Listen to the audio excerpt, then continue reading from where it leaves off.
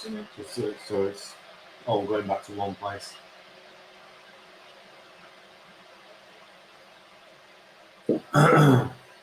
It's weird seeing a panda on the apron that's like 100% intact. It's not got any miss. Oh no, it has got my one. Is that my one? I don't know. Right. Okay. So.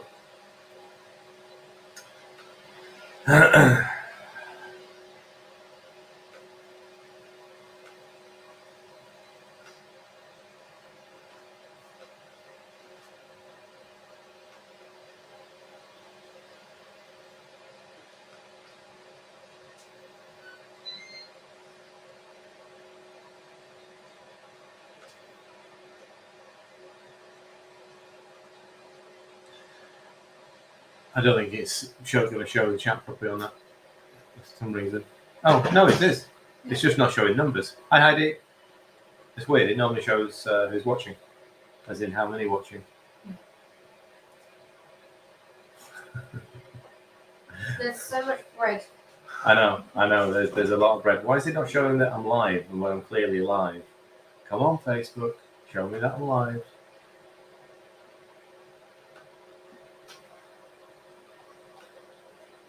No. Hi, everyone. Can you... I'm just trying to find the live on Facebook so I can share it.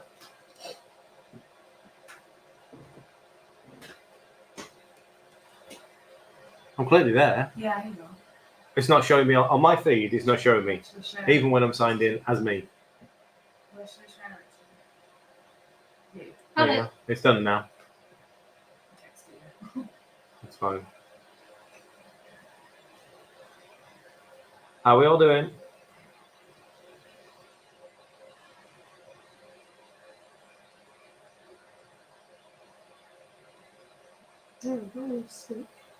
I'll let you sort it out. By the way, it's fine with it. Jam, we've just literally just got on. Just because I've been trying to find it as well. Got a bone to pick with you, Jan, but I'll get to that in a second. With what picture? Yeah.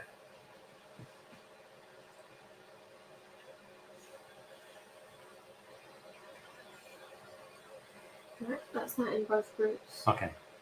Do you want it on the? I need it on the page. Try to do the page and then it got me to switch, right, but okay. I'll see what it does.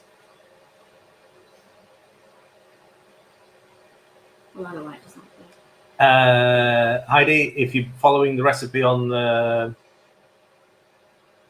Facebook page, then it gives full cooking instructions. Yes, I sent her already. Yeah, so if you're looking at the... Right. Hang on. There you go. The laptop will not mute. Okay.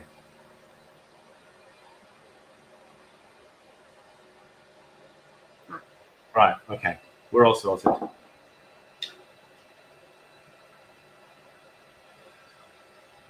Yeah, Heidi, if you're... Hi, Carrie. If you're following the recipe from the members group, which I know you've been tagged in, cooking instructions are there. It's basically pan fry, probably 3 to 4 minutes on the first side, and then flip, pan fry, a couple of minutes on the opposite side. Facebook's really not. Like it doesn't matter. We're live in enough places, so it's fine. Yeah, that's fine. Done. Hello. Right.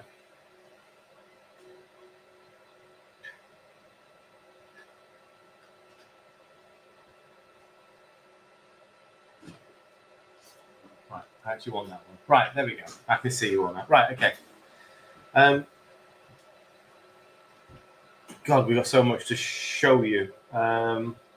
It's just because it's been on for such a long time. So much to show you. I'll do the Panda, no others. Oh, I'm not even getting notifications, Kerry, with that I'm live. None whatsoever. First things first. Look at these little beauties. I've got raspberry and rhubarb and raspberry jam, sort of crumble in there, crumble mix in the pastry, and the pastry is amazing. You probably saw the pictures of the galette that I made last night, and the pastry has a bit of a tweak to it, and I will share that. I'll share that properly in a different live, in a different video, because I need to show you how to make it. However, it's brilliant. It's really, really good. It's really, really good. Soda bread. No, I haven't made anything yet. Kerry, live, 5 minutes and 34 seconds. You know I need to sort of chat first.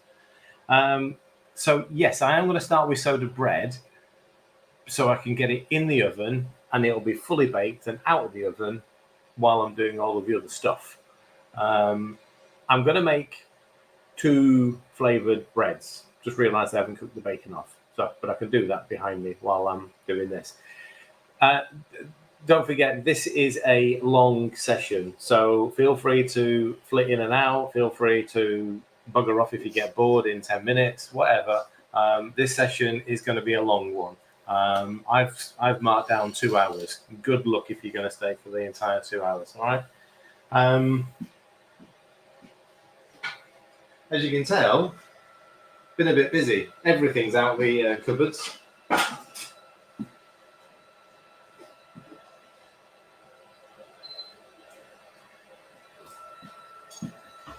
So as I want to do a bacon and cheese soda bread and a tomato and basil, so sun-dried tomato and basil soda bread, I'm going to fry off the bacon. I've actually got bacon lardons, but essentially.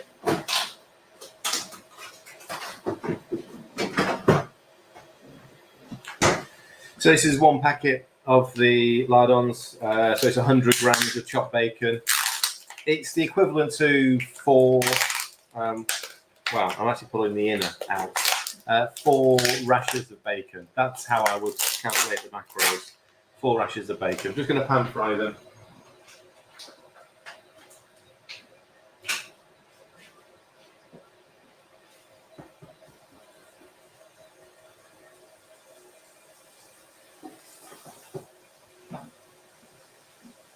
Whilst they're cooking, I'll start getting the mix sorted out. Right, I've warmed up my pizza stone.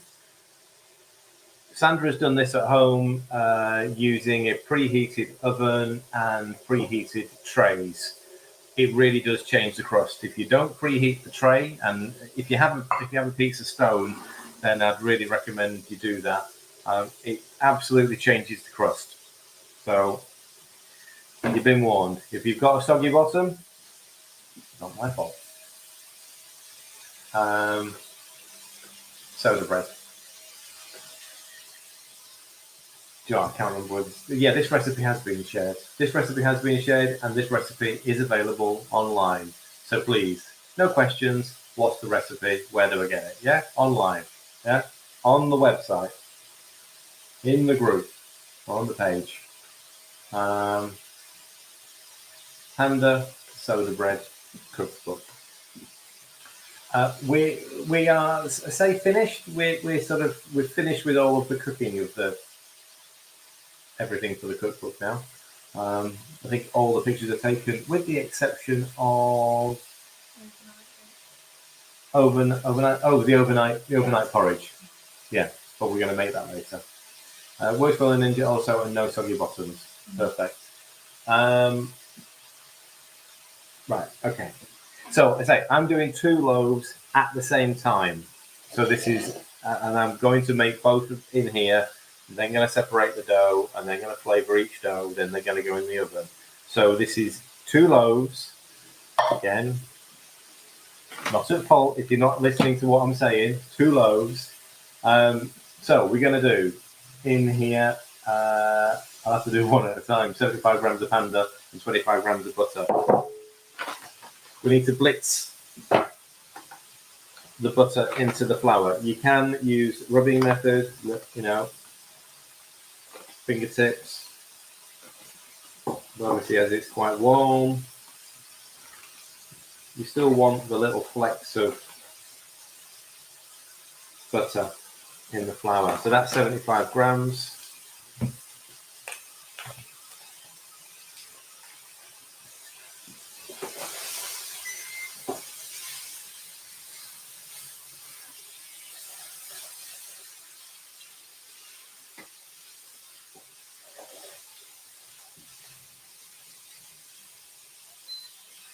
That's essentially done enough for the bacon. I mean, it's just cooked off in its own fat there. That's fine. Yeah. Okay, I can hear better now. 25 grams of butter. So per loaf, it is 75 grams of Panda, 25 grams of butter, which you want to then blitz into little breadcrumbs. If you made pastry, or pretty much, there's loads of stuff now that I do this. My little lid's moved. Just clean it.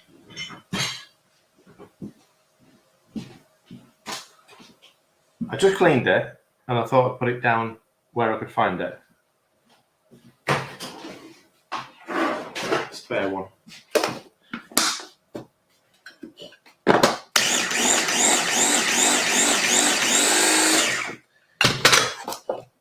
So just a few pulses, just to get it blitzed up.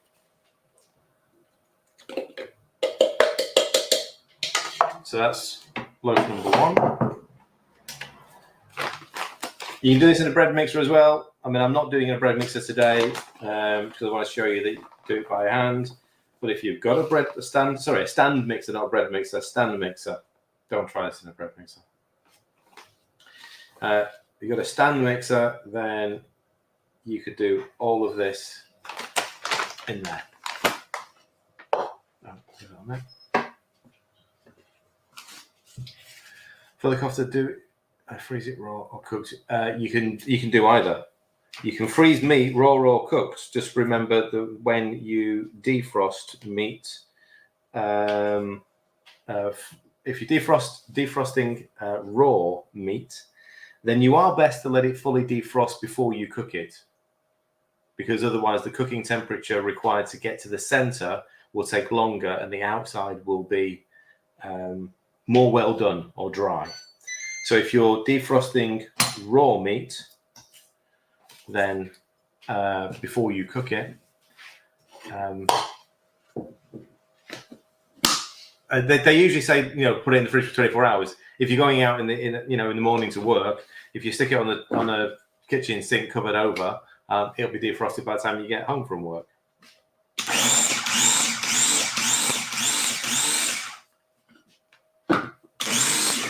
Okay, so hi Anne. Don't worry, you haven't missed anything. I've just been trying to find lids. Right, so there is 2 loaves worth of flour and butter mixed in. Might as well keep it on there because I've got a few other things to add to it now.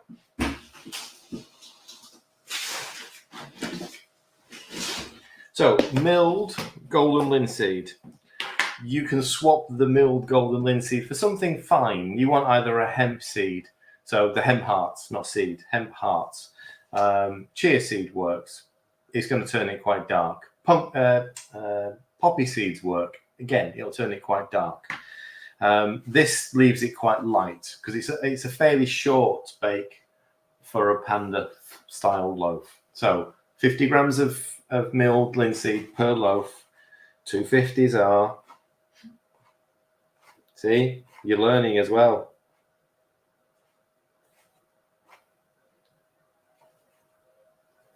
So 100 grams of linseed. If you haven't got milled, but you do have whole, and you have a Ninja bullet or something like that, or any of the sort of like it's got to be a bullet style rather than a chopper. So not what I've just used. A chopper won't mill a seed. It'll do nuts, but it won't do a seed. But if you've got like a Ninja bullet style thing, then it will blitz it into a fine powder. You just have to do a small amount at a time. All right. So into this, we're going to add bicarbs of soda and salt. That's my bicarbs of soda because I go through so much of it at the moment.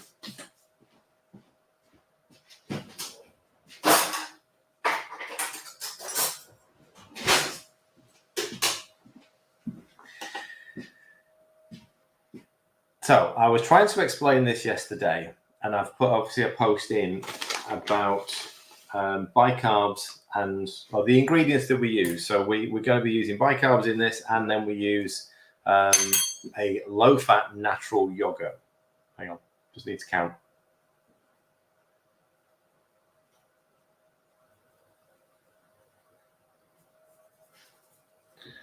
That was close. There you go. If you don't use a low-fat natural yogurt, and this is the cheapest one on the supermarket shelf, yeah? So when you're looking, if you're not sure, go by price. This is 35 pence from Aldi, 35 pence from Tesco's, right around here.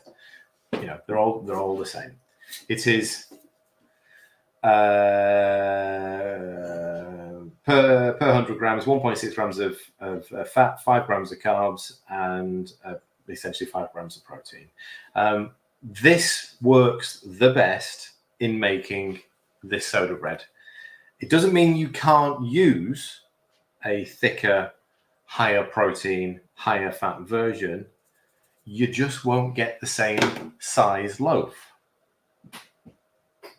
Now, you can try and counteract the lack of, because it's the acidity. That's what I've come to realize is that Panda absolutely loves, Panda flour loves baking soda, or bicarb soda, and the yogurt. It loves it. If you don't use the right yogurt, you won't get the same rise. I say you can try and then counteract that with more bicarbs. But if you add too much, you're 100% going to taste it. So it will have quite an acidic, a metallic taste. To me, it's sort of like a metallic taste, and it's predominantly on the crust, so you'll get it immediately. So you'll know. So feel free, have a little play. Yeah, work out what suits you best. If you prefer to use I've tried buttermilk. It had no positive improvement on the loaf compared to this. So buttermilk is £1 for a carton half the size. This is 35p. You can make it with sour cream, but you won't get the rise. That's the point. You can make it with any of them, but you won't get the same rise. So again, the liquids, the volume, it will create a dough. It'll be a bit drier. Somebody made it yesterday. It was a bit drier. It will be a little bit drier, a little bit heavier dough. If you try and counteract with that more water, you're almost going to drown the loaf and it'll stay doughy on the bottom. Yeah, so there's no water going in this. It's just yogurt. So it's well worth it. If you've not got the right ingredient, wait until you do, because then you'll make a better loaf and it's going to cost you less to make it. So it's an entire tub. So it's 250 grams per loaf. This is a 500 gram pot. And the difference is, this is a pouring yogurt. It's just that. It's so liquidy. But if you try and put a thick yogurt in there, you're just not getting the same amount of liquid, essentially. So again, stand mixer.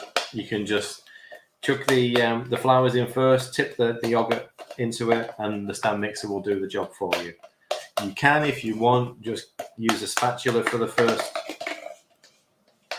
minute or two, but really there's no point. Just fingers in and start bringing it together.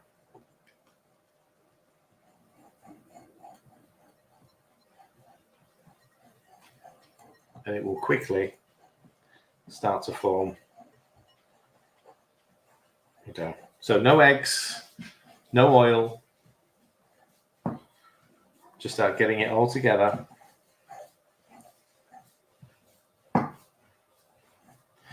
Now, you don't need to flavour it. That is done. I think the very first one that I did, I used whole linseed. and I didn't flavor it at all. It was just literally the bread. It was fine. It was great. But this is a bread that really does like having something added to it, whether that's just a little bit of herb. So again, chopped. I'm going to use some sun-dried tomatoes and basil. The lemon and rosemary one is amazing. I absolutely love that. Bacon and cheese. Nothing wrong with a bit of bacon and cheese, is there? You can smear it. You can sort of, paste some Marmite on top if you really want. You sort of see how it's come together nicely. So it's a stiff dough. You can see it. I'm really having to push through. Anyone that came along to the shoulder exercise this morning, you know I'm feeling it right now. Okay.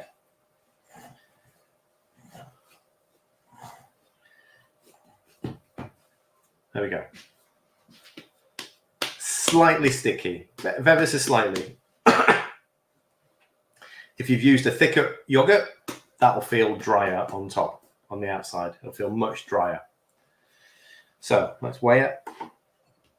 It should weigh about 820, 830 in total. Reason why I put measurements in grams and everything is so that when you're following a recipe, if you're not sure whether you've added something in, weigh it. It'll give you a good idea as to what thing might be missing. I've got everything. It's just over 800 grams, which is what I wanted. So, 2 loaves. There you go. All right. So leave that one out for a minute. If you're going to add, again, normally if you're going to make one at a time, flavor goes in before you start kneading it. But, you can still do it now by breaking it up again. Just don't need much. Because we're going to re-knead it with the flavors in.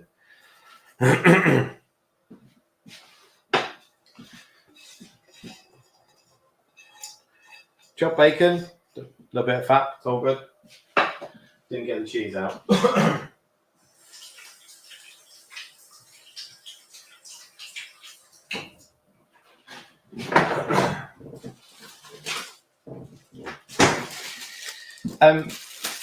Any cheese, whatever cheese you want. I mean, it's up to you. The hard cheese will actually sort of stay more solid, or you'll get little pockets of cheese within the loaf. I was going to use 50 grams. That's 58. I'm not going to complain that there's a little bit extra. And I say the best, you can grate this if you want, but I'm just going to match sort of the cubes of bacon. So cutting it into cubes.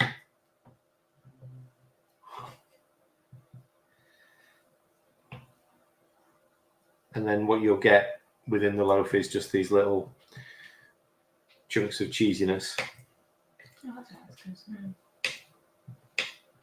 So they will melt, but then obviously they can't go anywhere. The dough's not moving anywhere. So what you end up with is, in fact, I'll be able to show you in a minute. We've still got some. I've got a stack of boxes just there. Now you can't quite see them. Stack of boxes just there of many of the goodies that we've been making in the last few days. Right. So everything in. Hi, Kathy. Don't worry. We've only been messing about so far. Right. And really give it some. Squish that bacon and cheese in.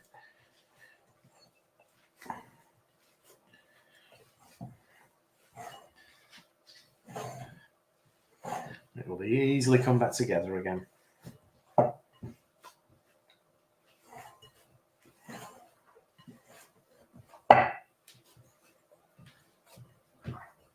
Right, so I'm just going to leave that one for a minute. Okay. Because we're going to finish it off in a second. So leave that one there. What's I doing with this one? Sorry. Oh, tomato, wasn't I? Sun-dried tomato. So up to you. Clean the bowl out if you want. I'm not going to worry about a bit of bacon flavour going into my sun-dried tomato and basil. So break it up again. So, sun-dried tomatoes. Yes, supermarkets will tend to have only sun-dried tomatoes that are in oil. You can buy sun-dried tomatoes that are completely dry. These are a catering sort of version. You can get them online. You might find them in a health food shop. Yes, they are high in carbs because they are dried tomatoes. Per 100 grams, though, 30 grams of carbs per 100 grams. I'm going to use about 20-25 going in this. So that's about 7 going into the loaf. They sell them like that in Waitrose. Do they? Yeah. Apparently they sell them like this in Waitrose. Make sure you put your right shoes on. All right. So I'm just going to cut this into little strips. Not going to do it on the marble board because it doesn't work properly. Oh, I've got to spend 2 grams in.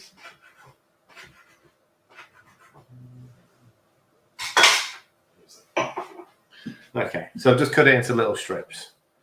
They're still soft. They're not. They're dried, but they're soft. I don't know how to explain them. But they'll when they bake, they'll actually sort of expand just a little bit. And basil. And it's going to weigh nothing. You can't weigh this. I mean, whenever I do a recipe, I'll actually sort of put 1 gram. But when we write the recipe, because I have to put 1 gram in for macro reasons. But when we write the recipe for the book, that's a teaspoon of basil there. It's not going to weigh anything. You'd need a special set of scales to get that to register. So again, give it a good mix. Press it nice and firmly.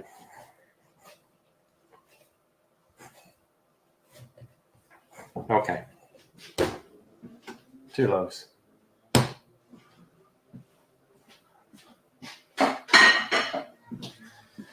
Right. Shaping it. I'm going to just start this off again. So 45 minutes. Is it 180 or 190? I think it's 190, isn't it? 190, 45 minutes. Okay, so I'm just going to preheat that again. So, form it. Give it a good squeeze. Really push it in. Form it up. Forgot something. Get flour on the board first.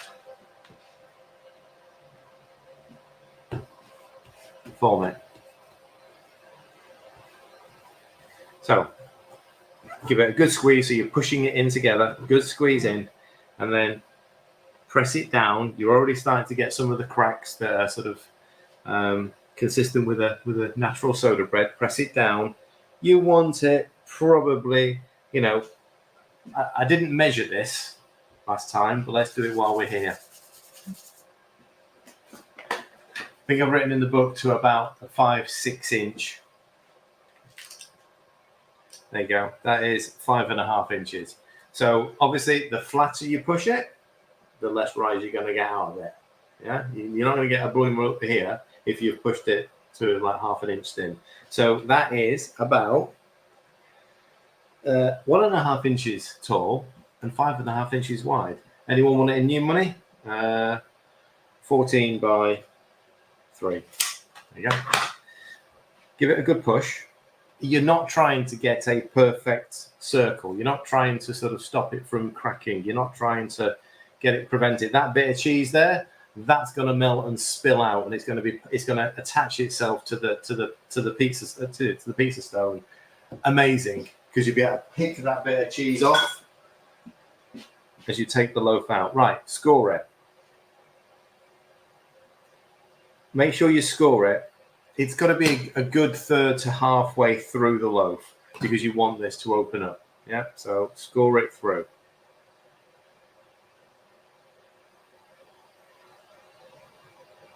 And obviously, if you've got like this cheese and bacon, it'd be a little bit more difficult to get through them. But make sure you can actually see the center of the loaf. Yeah, because when this is baking, you want to make sure that the very center gets as cooked as the outside. This is a short bake for a panda. Normally they're an hour and 15, an hour and 30. Here's one we did this morning. This is a different loaf, by the way, folks. This is a different loaf. It's not focusing too well on that.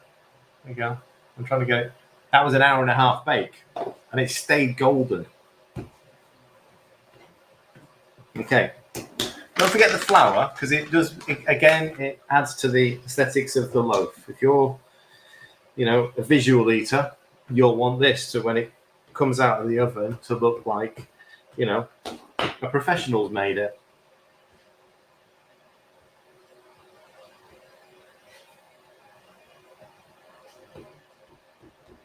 Again, because we've hand mixed this, you're going to have sections where there's tomatoes and probably sections where there's not. If you do this in a stand mixer from the beginning, you'll probably get a more consistent, even mix.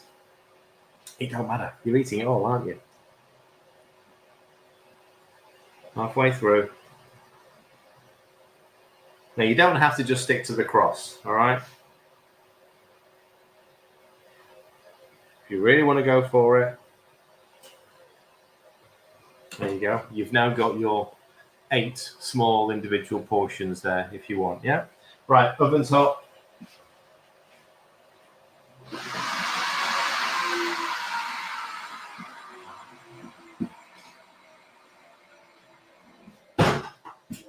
Okay. You probably won't be able to see. Well, you can actually. You can just about see. The one on the right is actually significantly bigger than the one on the left. Guess what? It's got 150 grams of extra product than the one on the left. So, well, that's got 25 grams. That's it. That's got 150 grams more stuff, cheese, and so it's going to look bigger. So again, your loaf is going to look completely different to everybody else's, depending on what you put in it. Right, we've got 45 minutes. I'll show you. Right, so I'll just show you a couple of things that we've been doing past couple of days. This is something that sort of, in fact, as it's cooled now, it's even better. This something spawned out of a loaf that Emma made last night. It's different now. It was much darker because of one single product that went in it.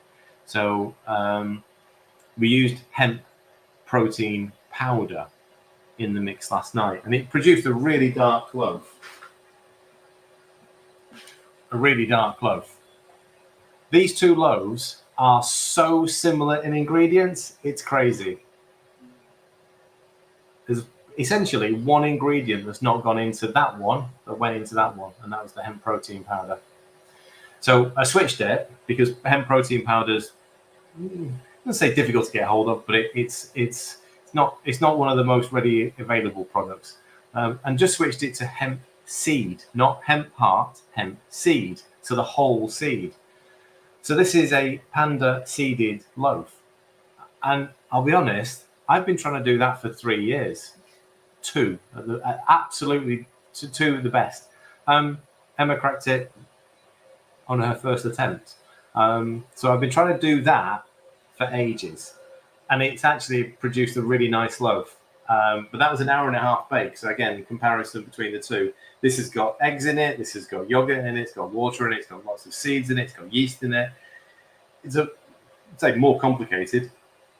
It's not complicated bread, but compared to that, which is about 6 ingredients, 7. One of them salt.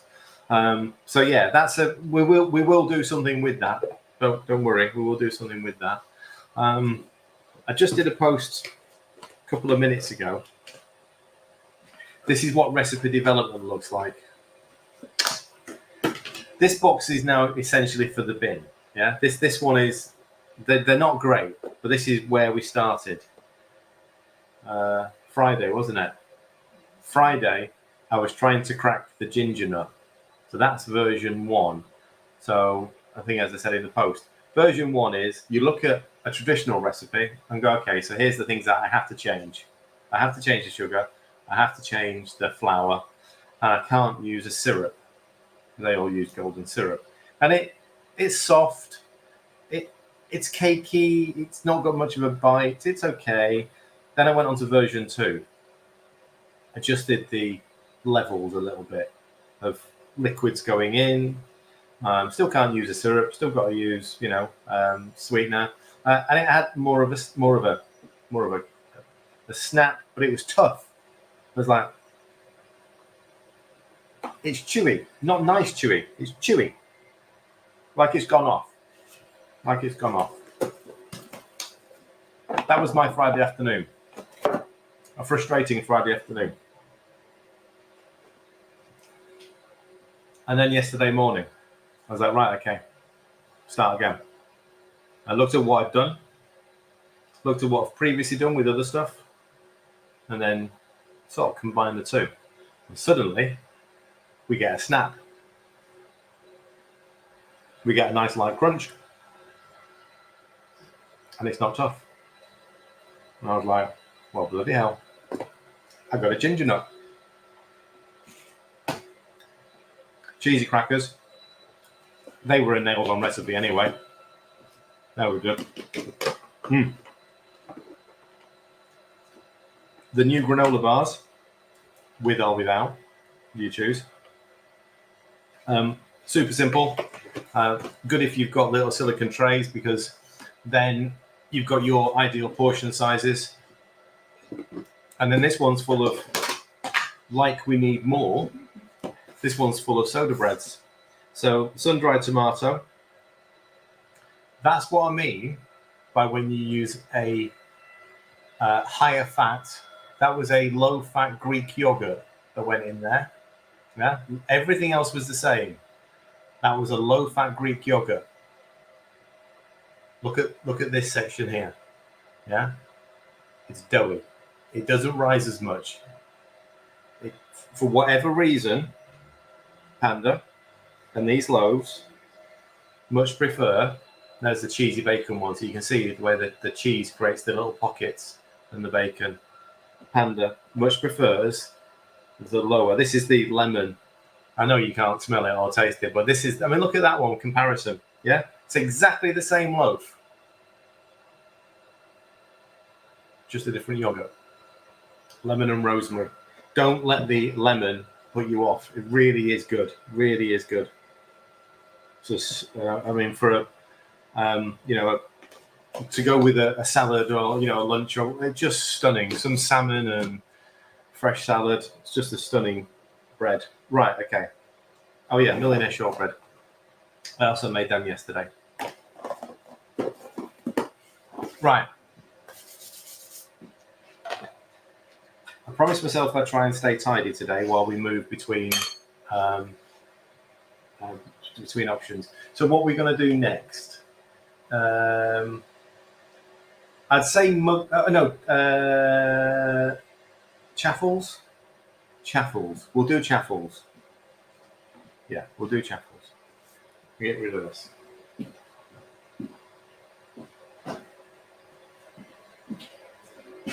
What was that? Oh, sorry. Yeah. No, I need to get. I think it's tucked in down that side, down there.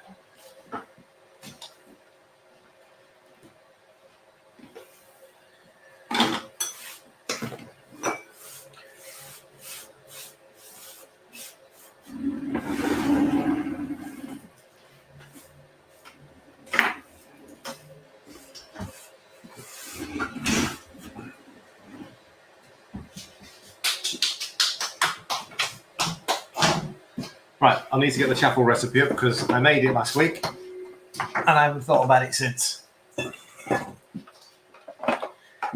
Now, yes, I'm going to be using our sort of waffle chaffle machine. The mix that I create the recipe for will do, oh God, will it do one or two of these? I've forgotten now. I think it does one. I'll soon know when I put too much mix in and it just comes spilling out the sides. Now I've written the mix, so it's a cheese and chive, but quite obviously you can change your seasonings.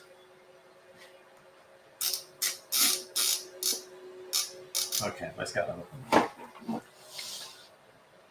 up. Cool.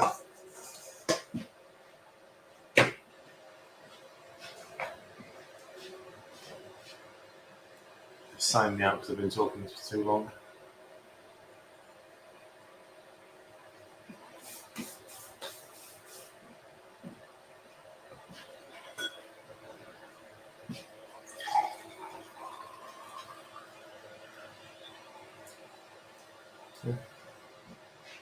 I've got chives. Yes, yeah. So I'll do the same again. I'll do another cheese and chive.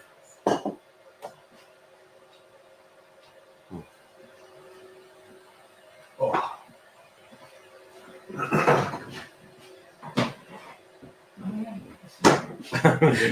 Who's had half a piece? Ella's obviously had half a piece. There's the galette from yesterday. It's there you go.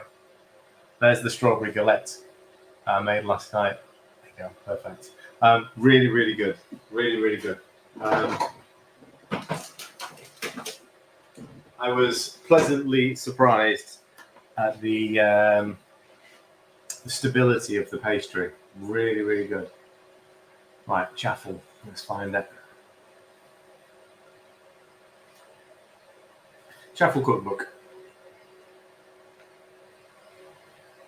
Okay, 2 eggs. Obviously, again, I think. Do you know what? I haven't seen how Ella has put the recipes together in the book yet. It will generally say 100 grams of egg, and then probably in brackets 2 medium eggs. Yeah. It doesn't matter if it's a couple of grams over. Like those 2 eggs there are 104 grams. And if they were large eggs, they'd be like 112, 116, something like that. So the extra 4 grams really isn't going to cause you a problem. 40 grams of cheese, 15 grams of Panda. That's all that's in this.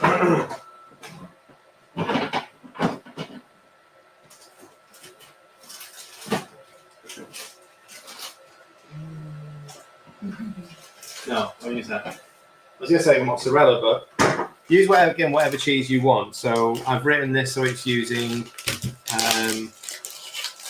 cheddar cheese. Obviously, be aware that if you're buying pre-grated, it's probably got something in it as a separator. It has to. Otherwise, it just goes solid. I honestly, I sometimes amaze myself. 41 grams. Seriously?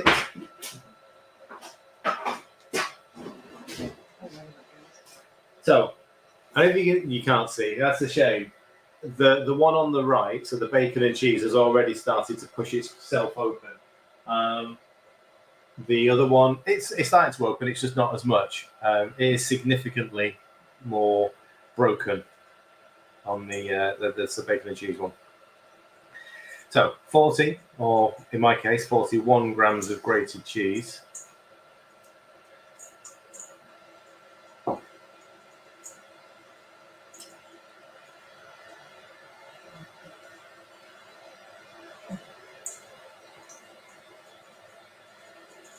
If anyone's passing an NN15, just bring a Tupperware box or something. You can't take any of mine; they're full. But you can bring your own.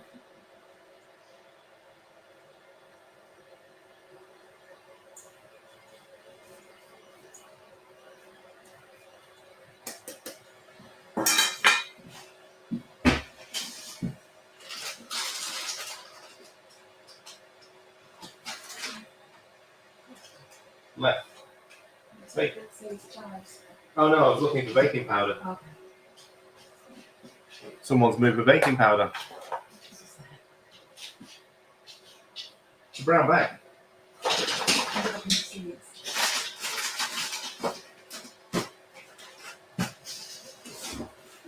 Oh gee. Honestly, I don't know.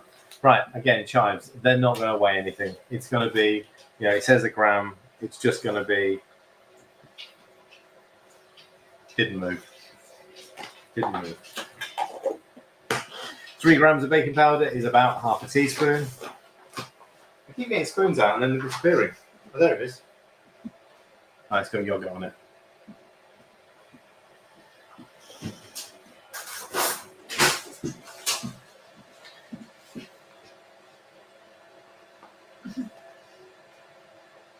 half a teaspoon of baking powder. Give that a mix first, because when Panda goes in there, it's going to thicken it up quite significantly. So just get your flavours mixed in. I haven't added the salt yet, have I?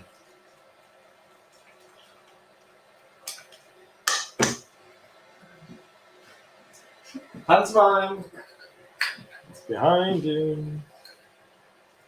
A little bit of salt. Right, 15 grams of Panda, and then it's going to go straight in. I think this is a 160 grams. Sounds about right to me to just fill that. There's no way I'm getting 2 Chaffles out of that. I think, so nutrition, yeah, 1.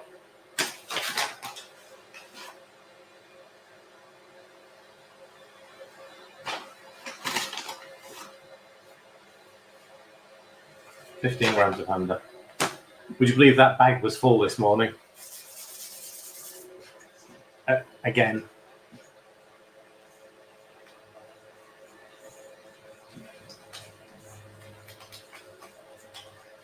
It's a good job I know where the pandas store their flour. Okay, so once it's done, it's a nice thick mix.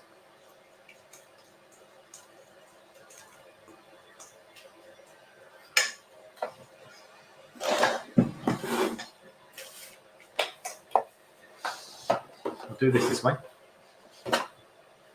Yeah. There we go. Okay.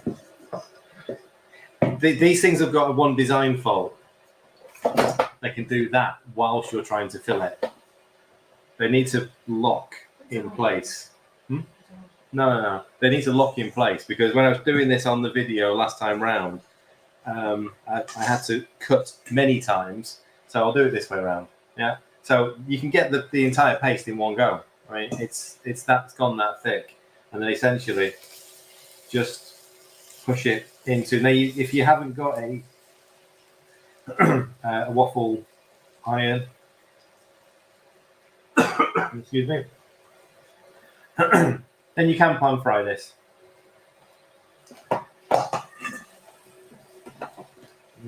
This one has the little fancy give it a turn business. Oh.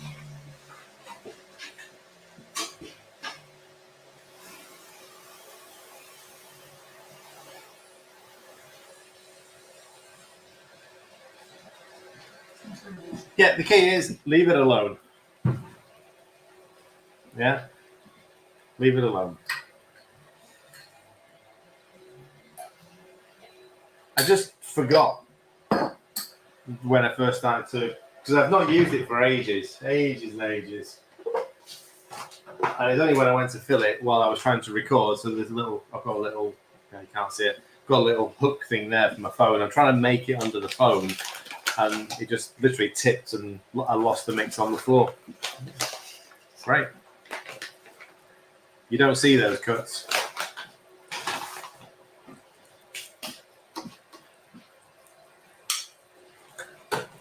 I knew you only made a chapel in 2019. I made a chapel in 2019. Wow.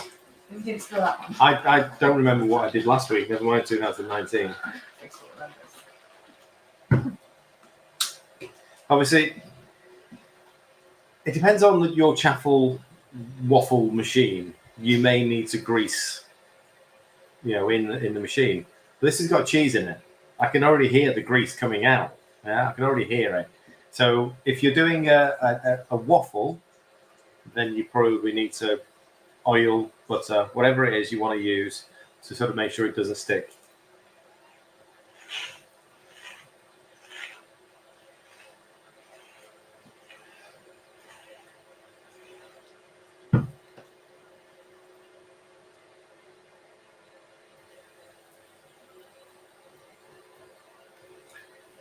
Pretty much done.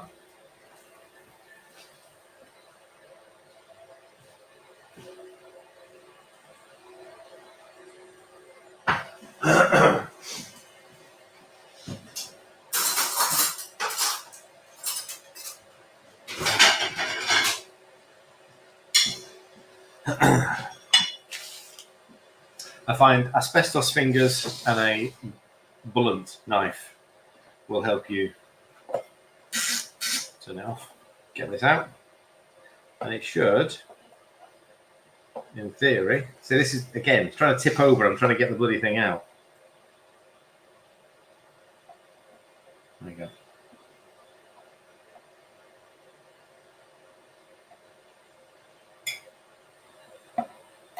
There we go. It'd be good if I could actually just sort of get all three in one go now. Yes, I can. There we go. There you go. So, cheese and chive chaffle. Cheese and chive chaffle. Dead easy. Dead easy. What are we looking at? Nutrition wise, this is why it's one portion. 24 grams of protein. There's a great way to start. 24 grams of protein. It's also 24 grams of fat and just 3 grams of carbs. 342. I actually, when I made it, I didn't realize how filling it was going to be. Because I was doing it on one of the cooking days. They are a bit of both, Kathy, actually. They're soft on the inside, but they've got, because of the cheese, they've got crunchy on the outside. I didn't realize I had a full day of doing this without the camera. I ate one in the morning. I'm like, I can't taste anything. I don't want to eat anything. But yeah, they're a bit of both. They're sort of, they've got a crunch on the outside because of the cheese, but they are soft. You got those nice crunchy little bits of cheese. Right. Beautiful. Doesn't have to be cheese and chive. It can be whatever you want. You know, cheese powder. You don't need to use real cheese. Volume will be less. Don't forget that. There's 40 grams of cheese has gone in there. So a quarter of the volume is cheese. So it'll be a slightly smaller one if you're using a powdered cheese. You can always make your cheese and ham. Split that 40 grams into two, 20 grams of cheese, 20 grams of ham. You know, that's gonna increase the protein if you want. Yeah, definitely reheat them. You could easily, I mean, let that cool. It's gonna have to be reheated, Kathy, because I'm not eating that now. In fact, there's so much food in this house. Yes, I mean those are perfect, aren't they? To go back in the toaster. Just and they literally won't take long at all. Yeah, tuna melt, chaffle, anything like that. I mean that's ideal. Quick breakfast, lunch. Stick it in your lunchbox. Yeah, eat them cold, no problem. Right, mug cake. We've still got 23 minutes. Right. Oh wow. Okay. So the second one, the little one, on that side, it's got the 6 segments. They've really opened up now. This is the key for the soda breads. You want it to open up. This is what it doesn't do if you don't use the right yogurt. Yeah. It sort of like puffs a little bit, stops. The bacon and cheese one looks amazing. Right. We've had mug cake on our list of things to do for months and months and months, and only last night did we get around to it.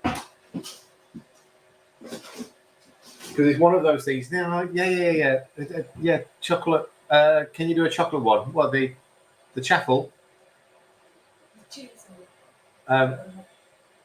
You can waffle, different recipe. Chaffle, I wouldn't put chocolate and cheese together if you want to. 3 carb for the whole chaffle, yes, 3 carb for the whole chaffle. It does help if you actually explain what you're talking about, because obviously I'm moving around. So, waffle. Use the waffle mix. I'm not doing that today. And I haven't done that as a video yet, and I haven't shared the recipe, but it will be there. So yes, a chocolate waffle, absolutely. A chocolate and cheese chaffle, I'm going to give that one a miss. However, I am going to do a chocolate mug cake. This is the first time though. So when we did it last night, yeah, I've got loads. Oh no, sorry, no, the actual thing itself. Yeah. No.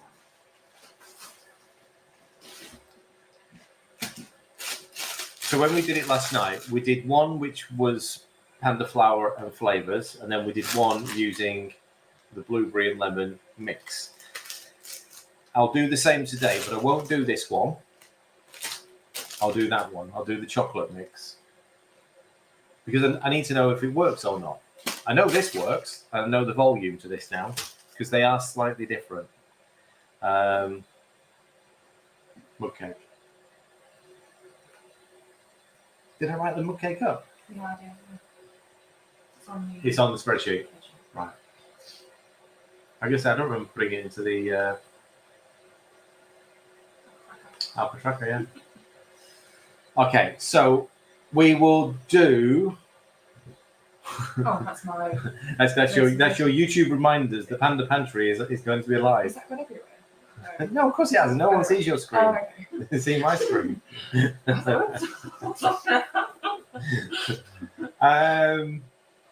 Right. So the one that Emma wants me to remake now. We brought the banana bit over. We made a banana and cacao. It's a 2-minute mug cake.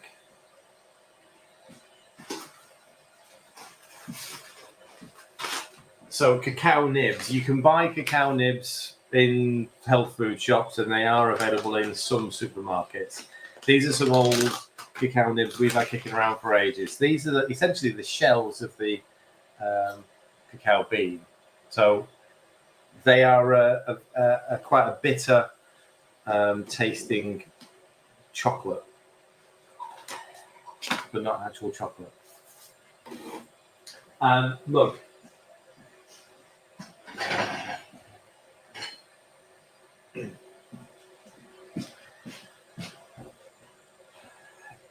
I've written in the recipe.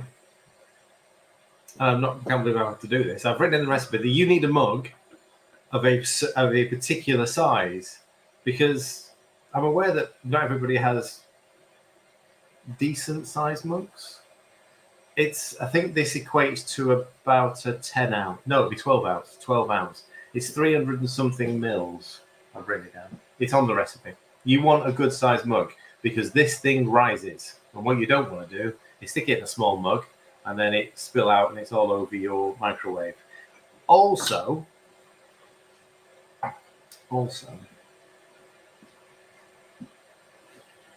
some of you may want to make it in the mug, stir it all together, and then pop it in the microwave.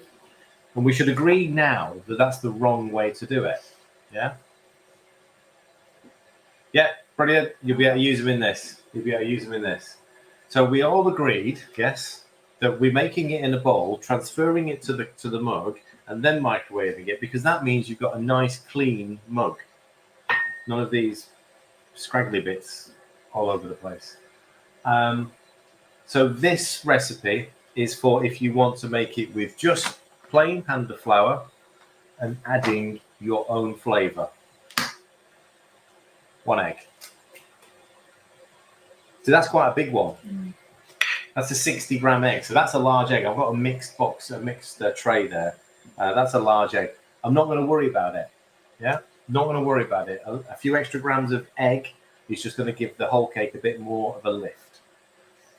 Cream. I also need water.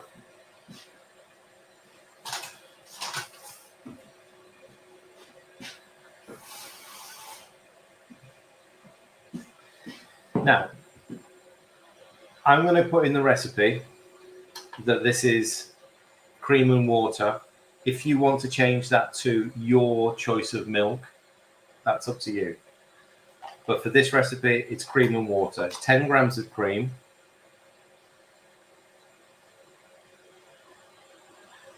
Now, if you're really concerned about the extra, if you're concerned about the extra egg value, this is what you have to think about, Lisa. Don't you get? Loving it. Yeah. If you are worried about the extra volume of egg, take it out of the water. So this has got 45 grams of water added to it. If you're thinking, oh, well, maybe it's going to overspill my cup, then only put 35 grams in. I'm going to go 45. We're going to go for a big cake. And actually, this makes a big cake.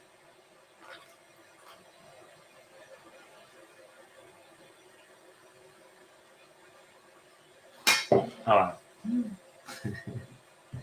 right. Give that a mix. I had a whisk somewhere. I had a whisk somewhere. Have I used it? Yeah, that's it. I just want to make sure that we're doing this right. Yeah.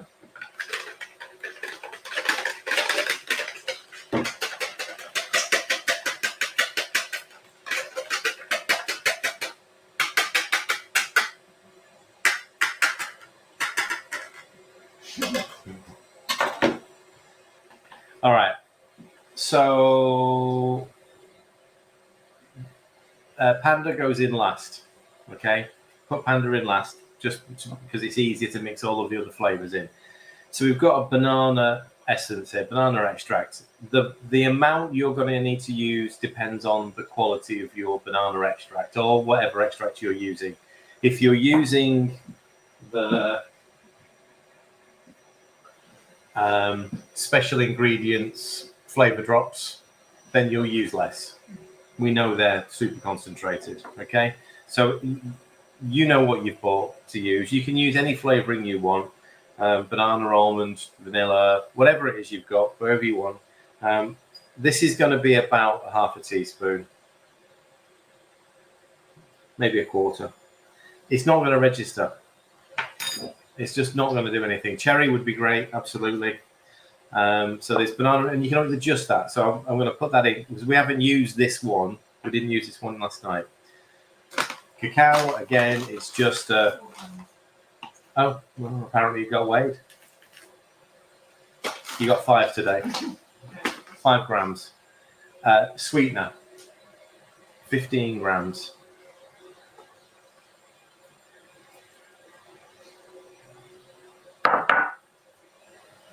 Baking powder, 5 grams.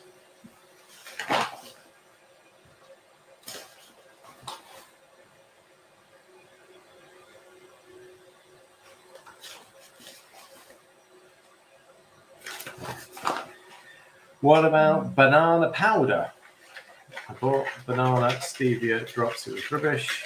I saw banana powder online though. Right, banana powder is going to be very high in carbs, so you're going to have to be careful how much you use. And pretty much like most of the powders, they're not going to be very strong in flavor. So the extracts, the essences are much stronger in flavor. Banana powder wouldn't give you, I haven't used it, but after using other types, we've got a strawberry powder. It smells very strawberry, but if you put it in something, you lose all of the flavor. So yes, you could use it. You may have to play around with it, but don't forget, the more powders you add to this, the thicker it's going to be. The thicker it is, the less it will rise. So if you add too much and it's stodgy, it won't have any capacity to grow. Right, and then Panda, 15 grams.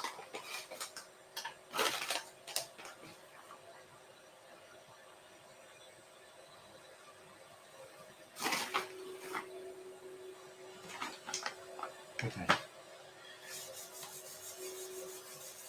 Yeah, the special ingredient. These are not expensive either, by the way. Considering that, I'll say they're not expensive on the basis of how much you use. So those are about, I think, £7 each. The 30ml bottles, but I think they guarantee there's something like there's a couple of hundred drops in each one, something like that. It's on their website. Not affiliated. I don't do that. they're well worth it. They are the cleanest flavors that you'll ever find. So the banana, that banana, will taste more artificial than if I had, because I haven't, because we've used it all, that banana. Brand is, so just Google the company Special Ingredients. There is only one company called Special Ingredients. All of their packaging looks like that. See the little green logo? And it's called, the whole company is called Special Ingredients. Okay. I had that banana one for a year. So. Yeah, I mean, you use such a small amount whenever you're baking. It's 3 or 4 drops. You probably get 50 to 100 cakes out of one bottle. When we did the cakes at the bakery, those tray bakes, 4 mils went into each cake. The cake weighed about 300 grams before it was baked. 4 mils. Yeah, they do some weird and wonderful flavors, and I've got some of them ready for later in the year. Right, okay, mug cake. This is what I mean by you want it to be cake consistency. The more flour you add to that, the thicker it goes, the more difficult it will be to rise up. So I'm just making sure we've got everything. So this should weigh around about 150, depending on the egg, 150, 160 grams. This is a 1 portion. Well, actually, when you see the size of it, I was a little bit blown away last night. I was like, holy moly. You could actually quite easily share this.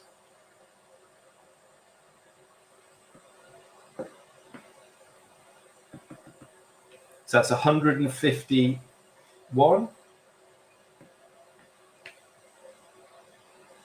153. You can see it's just under the halfway point, just under. If I tip it forward, but it's just under the halfway point. Okay, it's going to cook right to the top, and then it will obviously fall down. 2 minutes in the microwave, 900 watts. Leave it alone.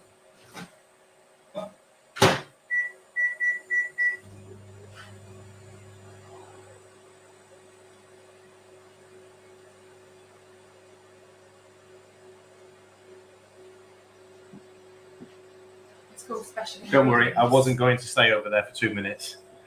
Special ingredients. Special ingredients. Just type in special ingredients. It is the only company called it. I'm going to let that do its 2 minutes. At the end of 2 minutes, we take it out. We leave it alone. It likes to relax. It likes to rest before you demolish it. Yeah. Leave it alone. Oh, wow. Okay, where are we? We've only got 8 minutes left. Brilliant. Right, I will do now one using a mix, because it's going to be a little bit different. I thought that was a fly then. And I was like, where the hell's that fly? It's your mouse going across the screen. I'm just finding the banana essence link. Right, okay. You can drop it in as well. So you see where it says join the chat? Yeah, join the chat. Okay. This is what Ellie used to do all the time. Join the chat. Yeah. And now. Am I on YouTube? No, you Facebook. Connect your. No, you don't want to do that. So cross it. Okay. It should allow you to drop it in. And it's not doing it. All right, never mind. I could just do it from the phone. Yeah, okay. If you can do it then. Okay, I don't know what you're talking about. Sorry. That's okay. You're going to use a mix. I'm going to use a mix. Yeah. I'm going to use it. I'll use the same bowl. It's not. Hey. Start again. Right. So the reason why I'm going to show you how to do one with the mix is because the amount is different. Because all we need to put in here now is the egg, the cream, the water. Because everything else is in there.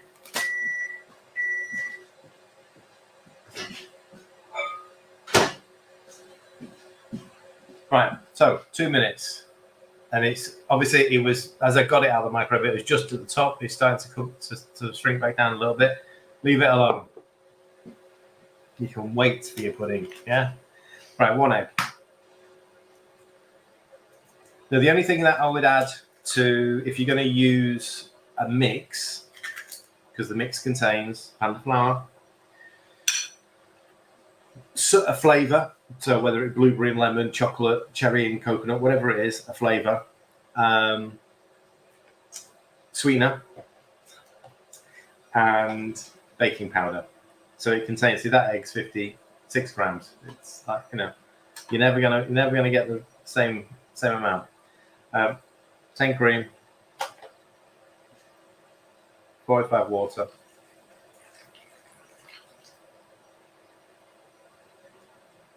Okay, right. So the only other thing that you might add to this now, if you're using a mix, is an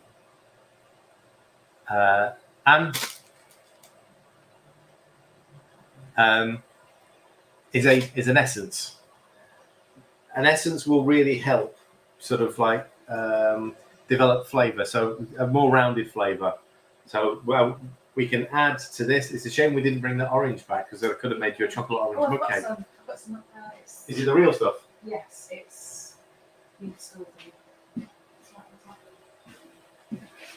best ingredient one as well. Yeah. It's my secret sauce. Yeah.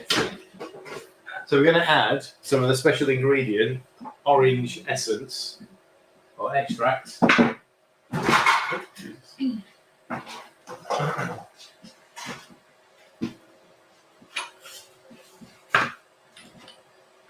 So they do things like bubblegum flavour, cola flavour, mint, and there's the orange. Okay, so this one hasn't got a dropper on it.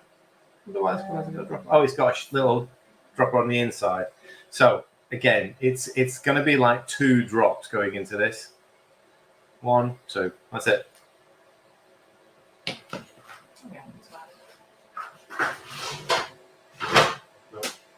You could also show how I do in my protein as well, because it's kind of like the starting. Okay. One, All right. Just as an alternative. So a lot of you will have. There's no banana one in there. Yeah, it's the darker one. We had it in Is it the darker one? Yeah. Hang on. Cheesecake, cherry, I think it's. blueberry, apple. Is it not that one there? You know? This hand is empty. This one here. That's mango. Oh. No, it's cheesecake. Oh, it's just there. Sorry. Oh, okay. It's just there. Honestly, It's there. the banana one, no, mango, cheesecake. It's there. I can see it. Sorry. It belongs in that. Right. Okay. So here's the difference in quality of essences, extracts, flavor of flav drops, which is from my protein. I know, Jan. It smells banana-y, but remember, you know those, sorry kids, you might not remember this, but you know those sponge bananas, you know those penny sweets? Yeah, like the shrimp, yeah, but the banana. That's what that smells like. That's why I like it. Yeah, so it's artificial. This one is a little bit better. This one is almost, yeah. I mean, on a scale of that's a 2, that might be a 4 flavor-wise. Yeah, for authentic flavor. I'm going off authentic flavor. If you like it, you like it. Whereas these ones, they're up there with they're a good 9 or a 10. Right. Anyway, I've gone off on a tangent now. I've probably gone off on a tangent. Right, there's orange essence in there. Mix it in first.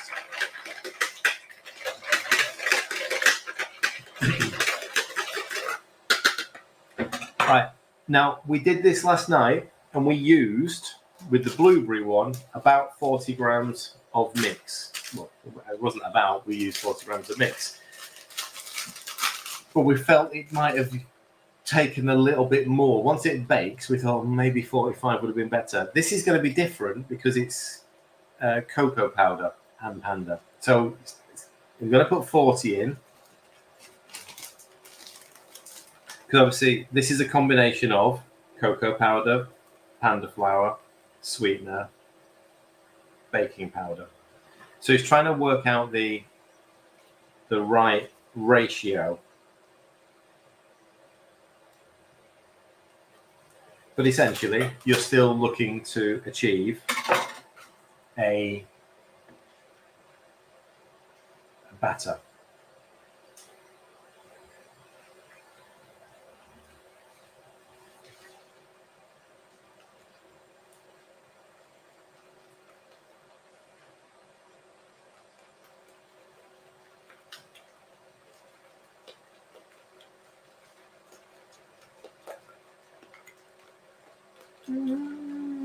Yeah. Make sure you get it all from the edges because an extra gram could do it.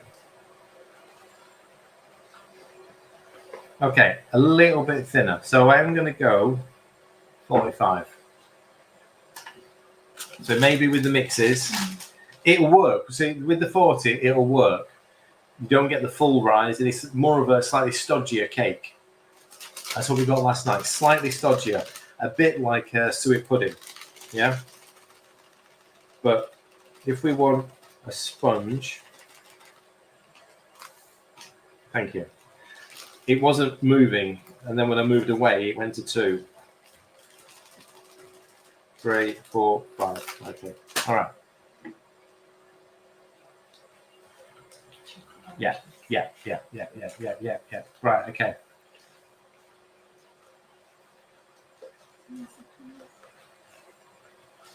So, better.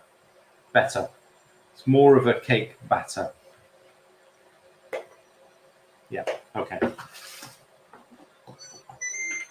Okay, find me. We've got all things happening everywhere. Right, so here's our mug cake. Ready? Get out. It came out last night, you bugger.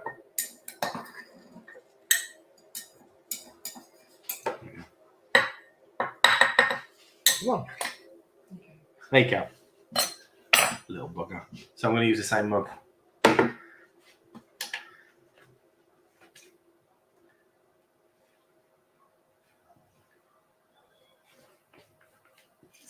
We really didn't know if it was going to work yesterday. Really didn't know. And then was pleasantly surprised because a lot of mug cakes can taste quite eggy and be a little bit tough, whereas this wasn't. Okay, so again, 157 grams out of that one. 2 minutes.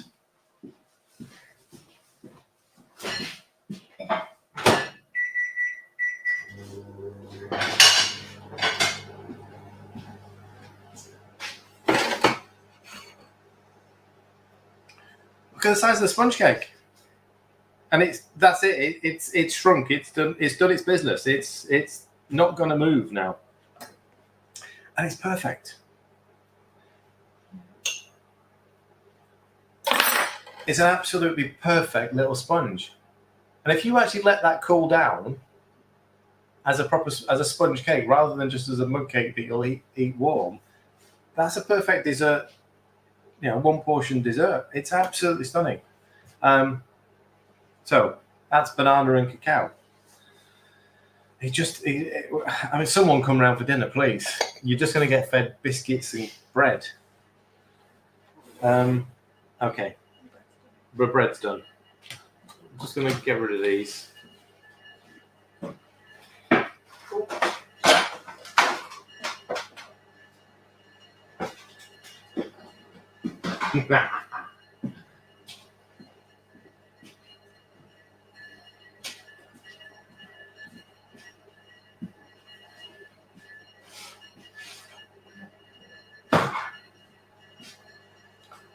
I mean,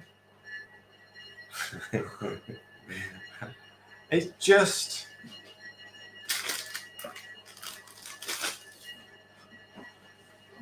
beautiful. So obviously this is stuck to the cheese has come out in a couple of different places and has stuck the loaf to the stone.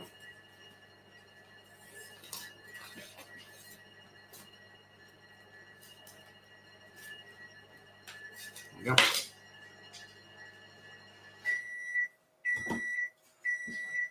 So that's interesting. Let's just do that one again. So the loaf, when it's come back out, 456. So it would have been about 550 when it went in because we had 400. 550. It does look awesome, doesn't it?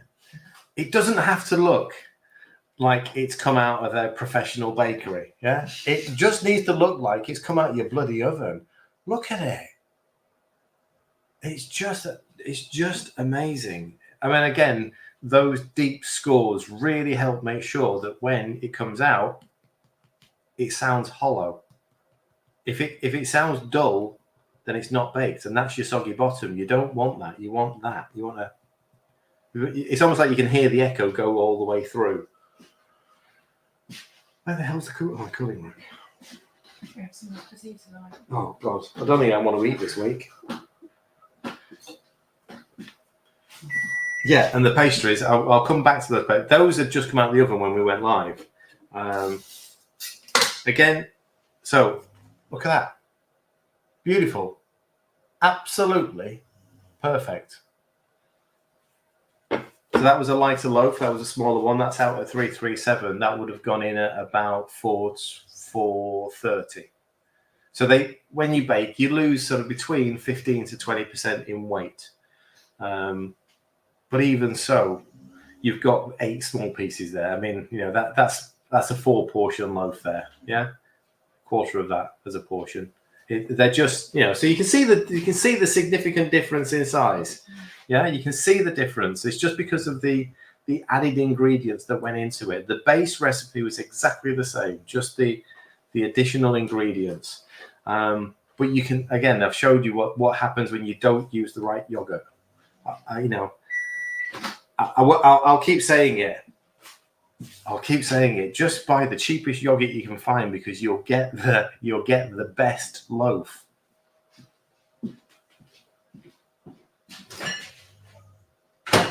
Holy! Look at that! Look at that! Again, this is Wing It Wednesday, live on a Sunday. Yeah, this is the stuff that we do when we're really not sure if it's going to work or not. Perfect chocolate sponge. Absolutely perfect. It's fully cooked. So 2 minutes. 2 minutes microwave, 900-watt microwave. Let it rest. It will shrink down a little bit. It should just pop out the cup.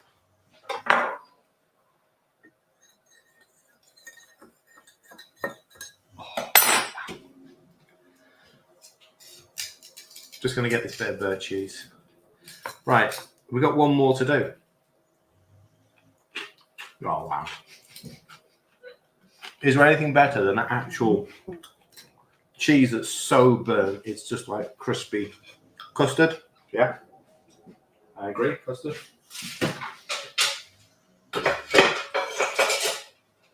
Okay.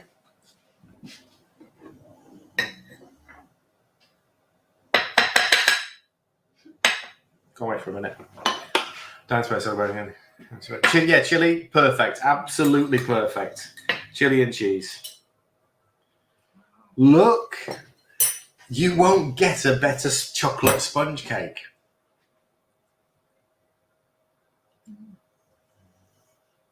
We worked out last night that, because obviously if you were to do this with Panda flour, your own cocoa and all that sort of, because I'll sort of be able to work it out. It'll be about 15 grams of Panda, probably about 10 grams of cocoa, and then your sweetener. These mug cakes cost about £1 to make.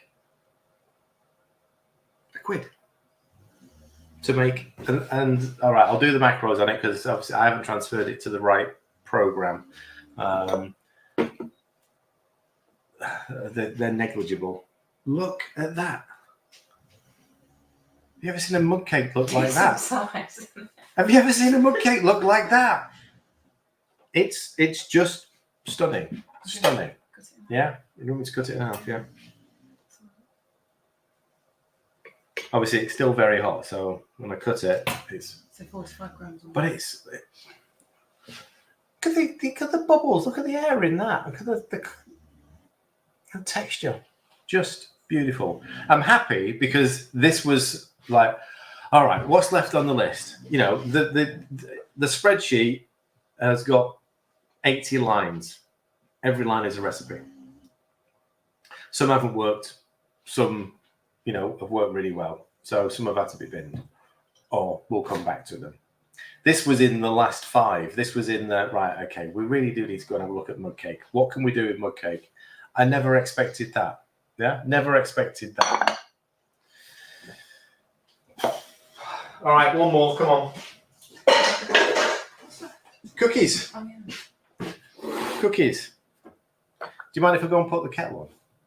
Could you put a cherry in? Yeah, you can put a cherry. I mean, for me, the chocolate mix with a cherry extract, that would be absolutely amazing for me. I'm going to go and put the kettle on.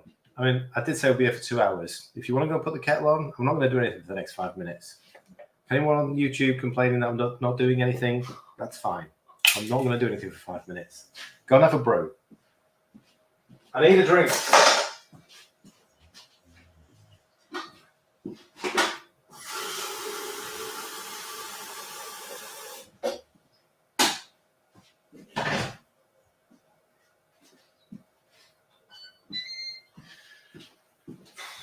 Chat amongst yourselves. Oh yeah, I'll come back to this just while the kettle's boiling. So Jan, 2 things. One, you made my weekend by sending me that recipe, but you've then spoiled my weekend because I've had to rewrite so many recipes. Yeah, this is amazing. It's the most stable, the most authentic form of sweet pastry I've been able to make. Oh, that's better. I don't like the colours changed. Look at that. Look at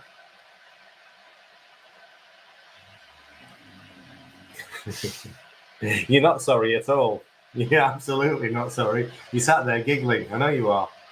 I made out of one portion of pastry, which is about 250 grams, no, 225 grams of pastry. I made 3 pastries like this. So this is just the rhubarb and raspberry fruit mix that I made last week. I'll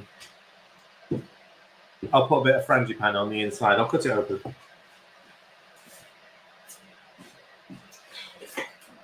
You've got a makeshift cake stand there, but out of chocolate boxes. Oh, wow. Great. And actually, look at them. Have you tried keeping the stuff in the bread? Go away. What? Oh, these the Mug cakes. Yeah, Must have that. Very nice. yeah. That's the mix. That's the chocolate cake mix. That's just the straightforward. That's a banana and cacao. So these, I put some frangipane inside first. I'm trying to get it to focus on it. Some frangipane inside first, and then just folded. So I rolled it out to a small square, sort of so big of pastry. Put everything in the middle, and then just folded the corners in. And that's how we got that. Baked for 25 minutes. Brushed it with a bit of egg yolk, topped with just sprinkled with some sweetener. What's it? What's the rate? Yeah, no. You can, that recipe won't help you. Yeah. So the recipe that Jan has sent me won't help you at all. It had to be fully converted. It was what the recipe showed me how they did something. So it's not the recipe that you need, that one. You need my recipe, which I've adapted from that. Okay. So yeah. The recipe that Jan goes, there you go, have that. That'll keep you busy for half an hour, keep you out of trouble. I'm still obsessed with Bakewell, I see. Where's the Bakewell? What Bakewell flavours? Almond. Yeah, almond. Yeah. Well, because the last ones I did were vanilla. I just brought some almond home. They're not. No, they are. They're not almond. They're just the rhubarb. That's just the sweet crumble topping. That's the sweet crumble topping. Yeah. Right. Teapot.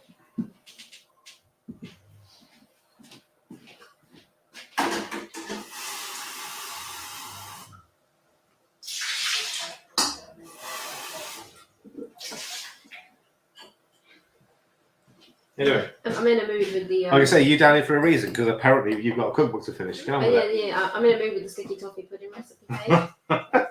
So I've just sort of left it to sit in the corner whilst I do other stuff. I'm working on the granola bars. Right. Okay. It's a shame you can't just do those mush cakes and stick a couple of them. No, it's because it's a slightly more involved recipe. That's the quick, easy stuff, isn't it? If you can remake them, I'm very happy. You've got no chance. Because I haven't found the original photo. Oh, right. In Oh, how many hours? Jan, she needs to stay in her room until she's finished that bloody book. Yeah? She's not getting any dinner.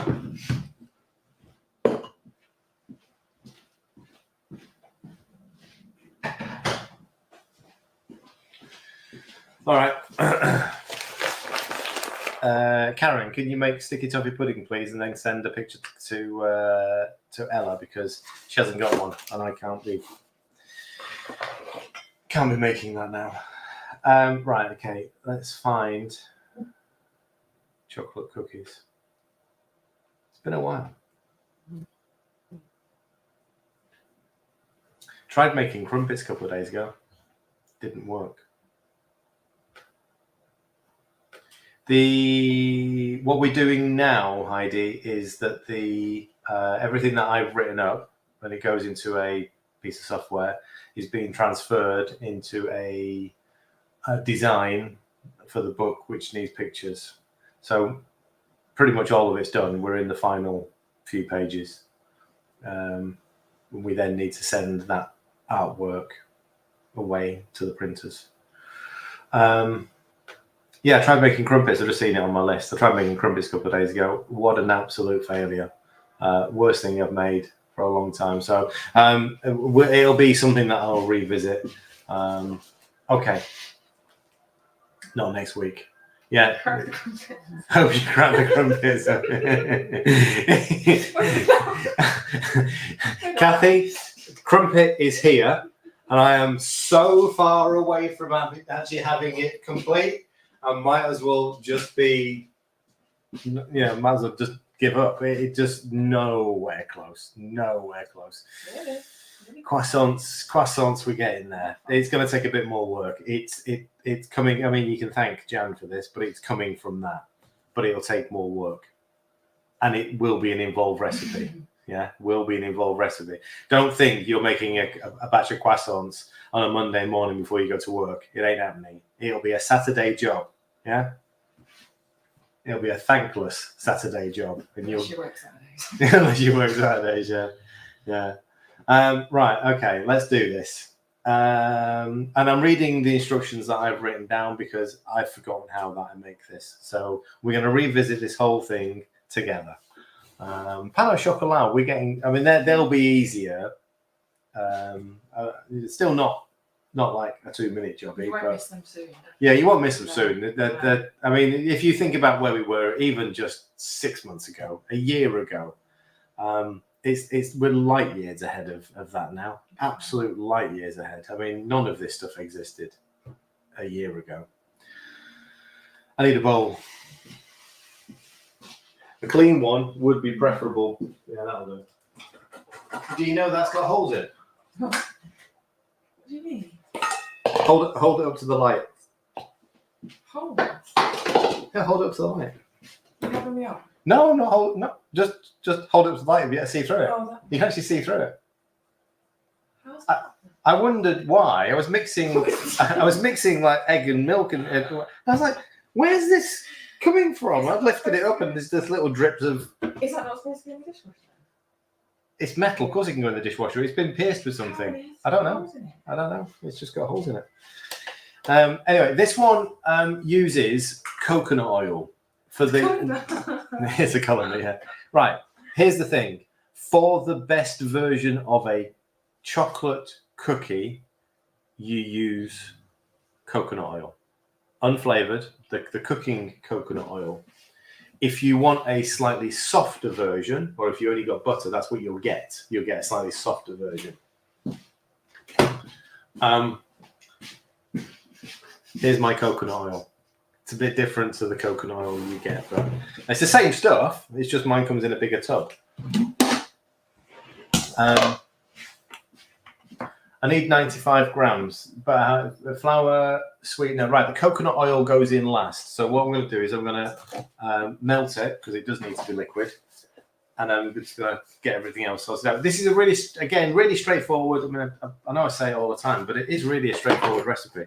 It's stick it in a bowl, mix it together, and then portion it up. If anyone wants to come around and wash up, you can have a cake on your way out. 95 grams. Are you portioning it out with the ice cream scoopy? I don't know yet. Probably, yeah. I could have done with just getting a bigger spoon rather than doing a teaspoon at a time. If you want to use organic coconut oil, so the stuff with the flavour, then do so. Obviously, it'll have a coconutty flavour. There's the same cooking style. You'll get a crispier cookie using coconut oil. It'll just taste a little bit different. Right, melt that. It doesn't need to be hot. It just needs to be melted. So I'm just going to microwave it for like 30 seconds, then leave it alone.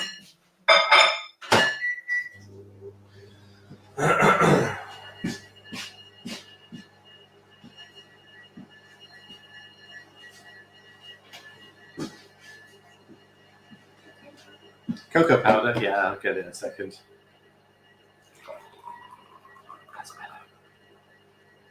You want to top up? Yeah, fine.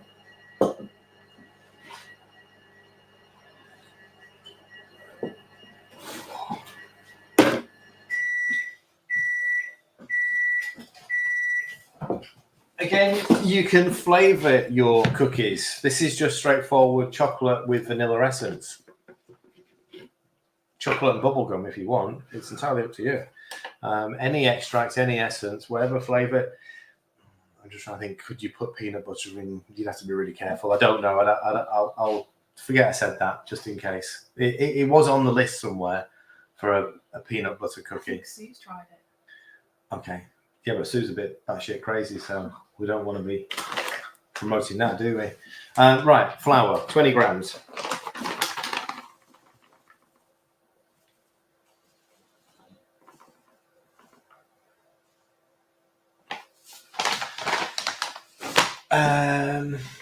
Sweetener, 75. So this is a big on the sweetener side because it's a cookie. I've got a box. Oh, yeah, that's the box actually. Yeah. Yes, I know you're ready.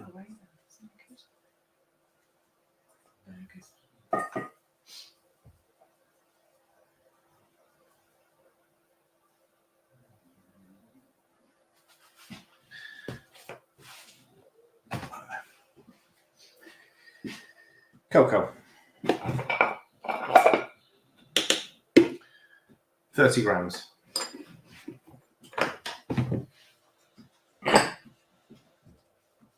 You are best if you can sieve it. Cocoa invariably has lots of lumps in it. I don't know if you can hear the dogs. They are properly having a good Sunday afternoon snore.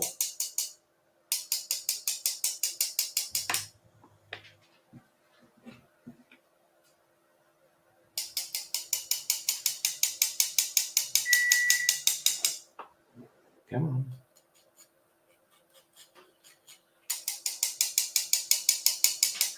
It's only 20 grams.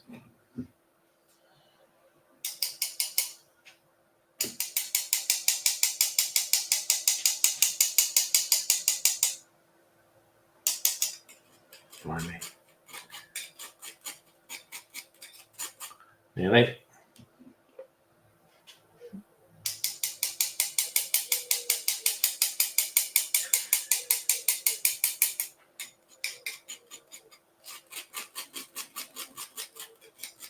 Right.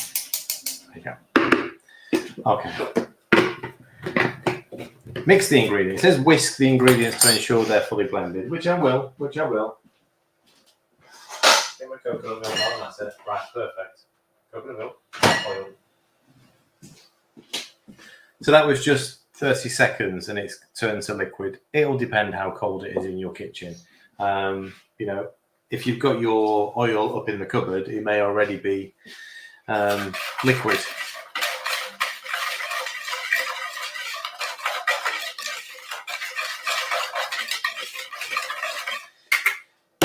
I would say the trick with this one, just thinking back, is you want your tray ready before you put the oil in, because maybe it won't be as bad right now because it's quite warm, but the second the oil hits this mix, it's going to try and solidify rapidly. So butter works differently because obviously, butter is 20% water. So it'll stay in a liquid state at a much lower temperature. So obviously we're going to mix eggs into this. So they're going to be cold. Vanilla extract, it's not really much. But as soon as the oil goes in there, the oil's temperature is going to come down from wherever it is now, which is probably only 40 degrees at the most, maybe 30. But it's going to come down, and as it reduces in temperature, it's going to solidify. So you want this ready because you want to be able to transfer the dough in its whatever shape you're going to do to the tray rapidly. Right, so 2 eggs, because that's where we're at next. Eggs and extract.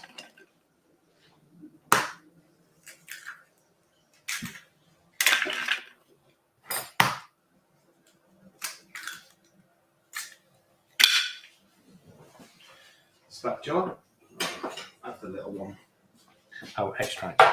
Flavoured or just vanillaed? You got anything interesting up there? What, for a cookie? Yeah.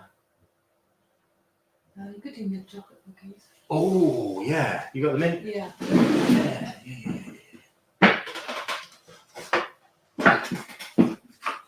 Yeah.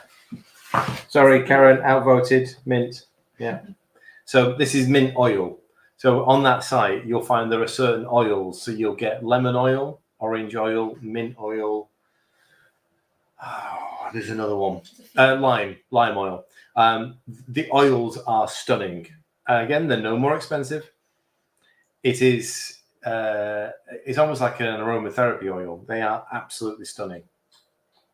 Super clean.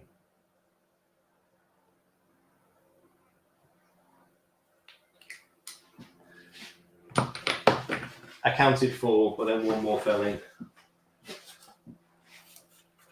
Right, so this bit first, i.e. eggs into the mix first. What? Hope you trebled up your egg. Actually, I got some of the bakery eggs. I got some of the eggs from the bakery this morning. So I didn't use all of our fresh farm eggs for all this cake and bread making.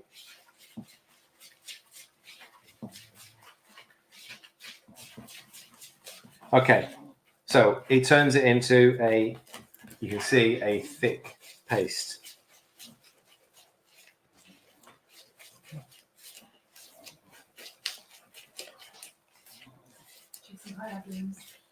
Yeah. We went out this morning for a dog walk, and there were 2 hot air balloons fair way in the distance. And Coco, for some strange reason, doesn't like hot air balloons anywhere.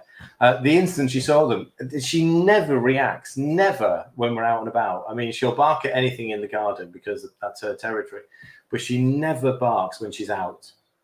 Second she saw it, she starts barking at it, almost howling at it.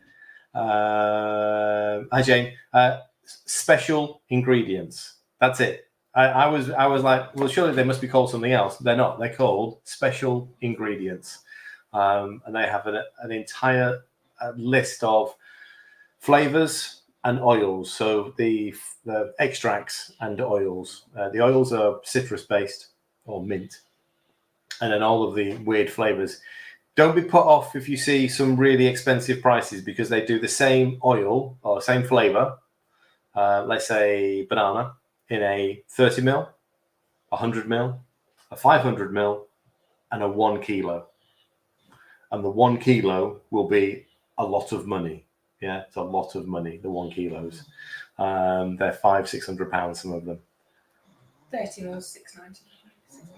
30 mils, £7. Yeah. So those little bottles. I mean, I used to buy the sort of like the half-litre bottles for the bakery. I've still got loads of the orange and salted caramel left. Right. Anyway, get back to this because you don't want this to sort of thicken up much more than this. Oil or butter. So you could use you could use olive oil as well. Again, it'll be a softer cookie. It won't go brittle. This because obviously when it cools down, goes more brittle. Just do a little bit at a time, just because it's going to be quite difficult. I would normally use a stand mixer because it's going to sit on top for a minute. Yeah, it doesn't want to blend in to start with. So just get it moving. Just do it gradually. There we go. It's sort of one of the things you need to do it quickly, but not that quickly. Yeah, quickly so this doesn't set. But if you try to do it too quickly, you'll make a mess.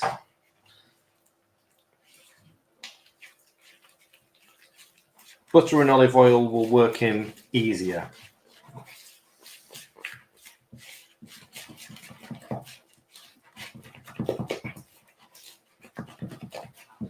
There we go.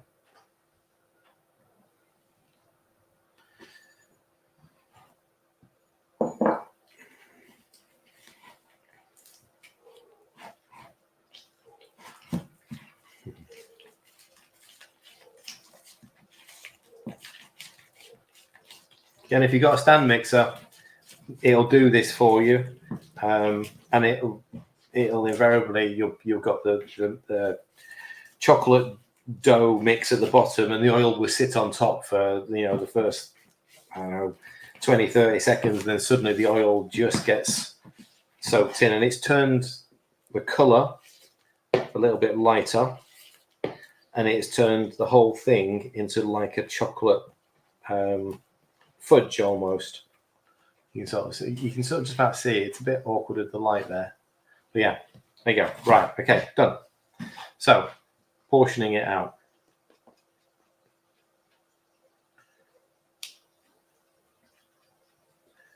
You can use just a little dessert spoon.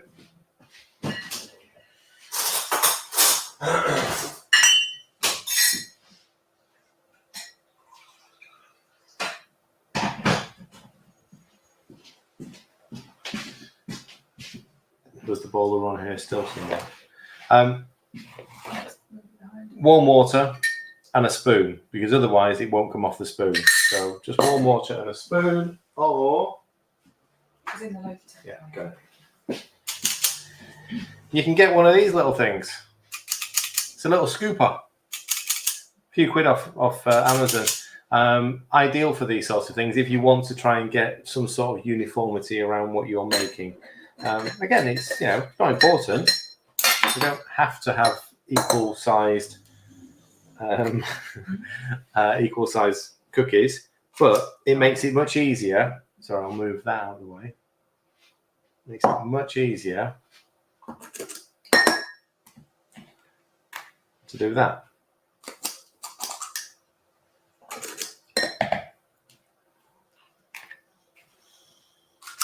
And it makes a satisfying click. Yeah, makes a satisfying click. And they're all going to be within the same couple of grams of weight. If you just you can sort of see I'm running it up the side of the bowl, flattening on the top.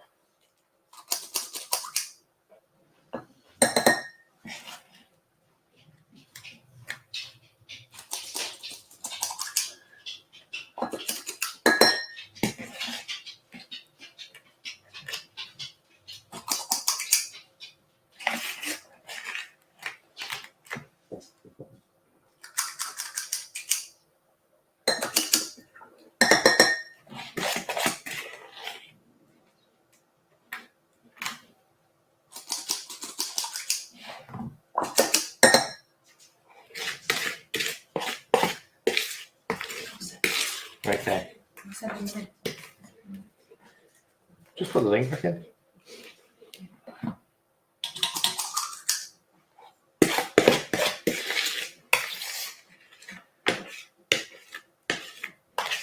So I didn't know this made 12 perfect cookies,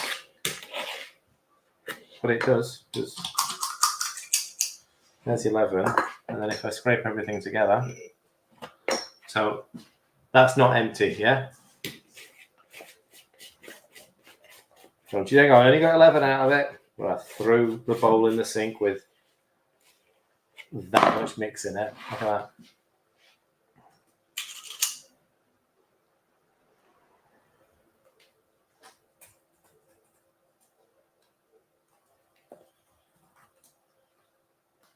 Go away.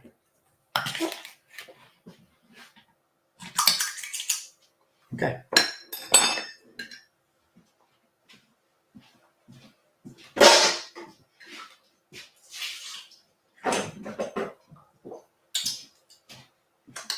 Wow. They're proper minty. Okay. Reading my instructions, it says, ensure each spoon of cookie dough has 2 to 3 inches of space around, as these will spread as they bake. Say that again. Ensure each spoon of cookie dough has 2 to 3 inches of space around, as they will spread as they bake. They may end up touching. They may end up being a single cookie by the time. Tray cookie. It'll be a tray cookie with gaps. Bake for 20 minutes at 180. They'll be fine. They'll be fine. They will spread out. They will touch, but they'll easily be able to separate them. But there you go. Perfect. You can sort of see where I've used the warm spoon where they melt. They'll take seconds to actually sort of fall. And when they're baking, let's get it. 180, 20 minutes.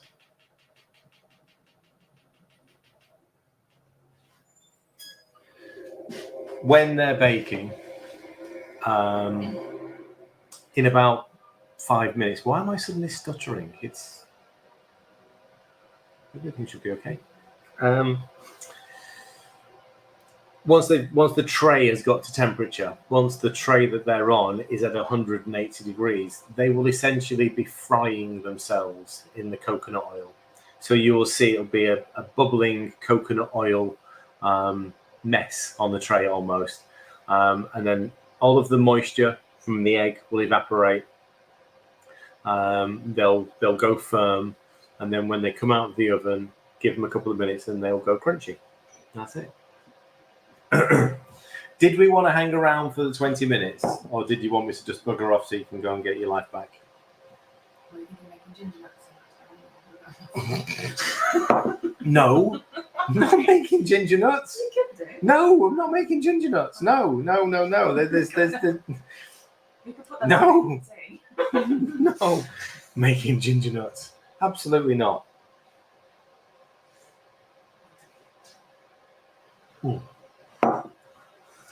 Come and have a chat. Come and say hello or whatever. Karen, yes. What are you saying yes to? You want your life back? You want to bugger off?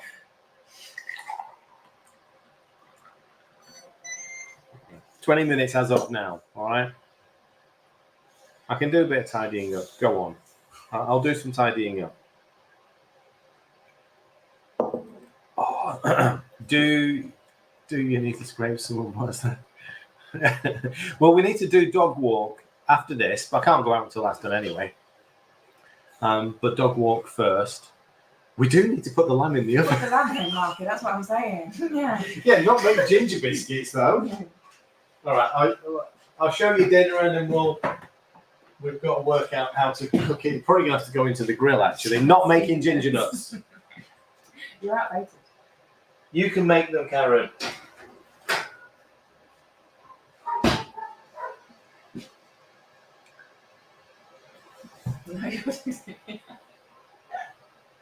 I'm just amazed that there's a dog barking 2 doors down and Coco hasn't decided that it's her territory. No, she can't be asked. We've got tandoori lamb for dinner. These are lamb chucks. They're chucks, aren't they? Yes, Kathy. There is a new scone recipe, which is in the book, and I will do it. When we're doing what? I'm doing galette, aren't I, on Thursday? Yeah. And numbers.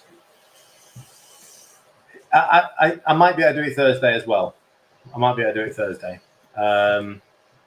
But it's a super simple one. It's very easy. In fact, no, I did it in members. Lemon scone. And the cheese biscuits in there as well, John. Cheese biscuits. They're all gonna get done. They're all gonna get done. Cheese biscuits. I think we can probably publish the recipe. Like, I'll do it in the next couple of days. So yeah, I haven't tried fruit in the scone, but I made the lemon one. But it'll just convert using like dried raspberry, whatever like that. I've tried freeze-dried raspberry. Yeah, freeze-dried raspberry, freeze-dried. It's really nice. Yeah. So the member session on Thursday is at 5:00. So it'll be an hour this week. Oh yeah, I think I think Karen's coming along to cook. I think Lulu's coming along to cook as well. So we'll do the galette first, and then whilst the galette is in the oven, because it took 30 minutes to bake. I'll check the recipe. I did follow theirs. I'm sure it was about 30 minutes to bake because the pastry is not cooked from scratch, not pre-cooked. Yeah, we'll sneak something else in. We'll either do the oat crackers, the cheese biscuits, or we'll do the scones again. We'll do one or the other. Anyway, this is dinner. I need to work out how to cook it now. So these are chunks of lamb. So they've been marinating in a I'll put them up later, Karen. In a tandoori spice. So it was a spice blend that needed a bit of a kick up the pants. It was a bit of a disappointing spice blend, just mixed with yogurt. So it's got. I mean, the reason why it looks unnatural is because it's got colours in it. So it was just a blend that we picked up. It was clean. It's just no colours. Yeah, no, it's Kathy. I haven't done it as a fruity one. That's what I'm saying. The lemon one will easily convert to the fruit one, so we can do that. But you can see these are big pieces of lamb. There is the skin on the outside here, but these are boneless. I think I'm sure they're called chucks. Right, they're nicely coated. They've been sitting in their marinade since yesterday evening. So I'm thinking. Pan-searing them first? No, Ninja Grill. Oh yeah, of course. Yeah, I've got the grill there. But what I might do is take the grill plate out so they're sat on the bottom. On double? You what? Yes. Yeah. Okay. Yeah. Oh, cheesy jokes or what? Yeah, so if I take the grill plate out and put them on the base tray, they'll roast off nicely, won't they? Yeah. Right. Yeah. 2 minutes.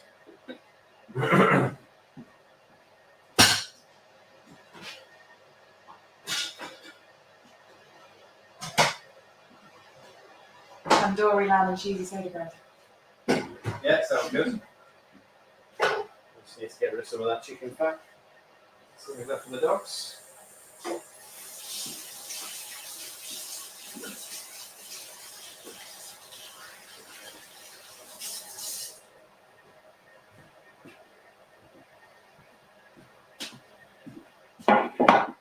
Yeah, I'd love one, Jan. I already have enough problems in this kitchen with power, as you know. They are generally gas-fired, which would be amazing.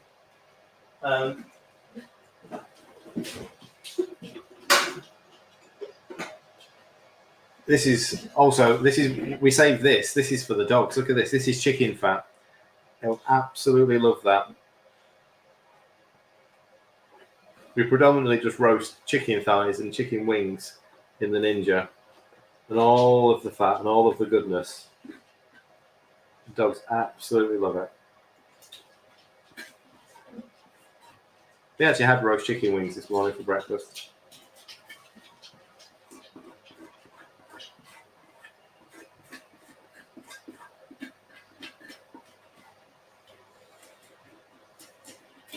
What would have been nice, actually, had I had the opportunity to do this morning, would actually maybe set the barbecue up where we can sort of chuck the lamb in the barbecue a couple of hours ago and just let it slow roast in there. She's happy. She's got a pizza at the moment.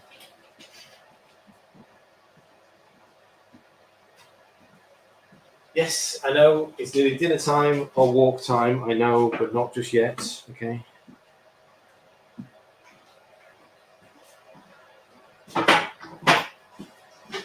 So there's chunks of lamb on the go. Wow.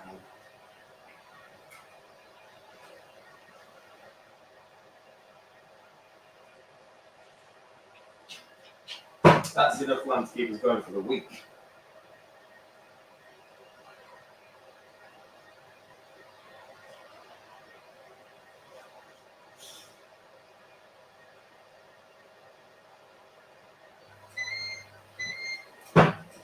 Okay.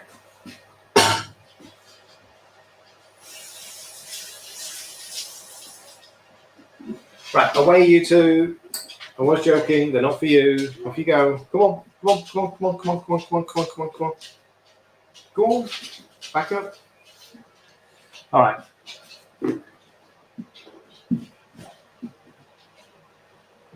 They came out of there. Behind the gate.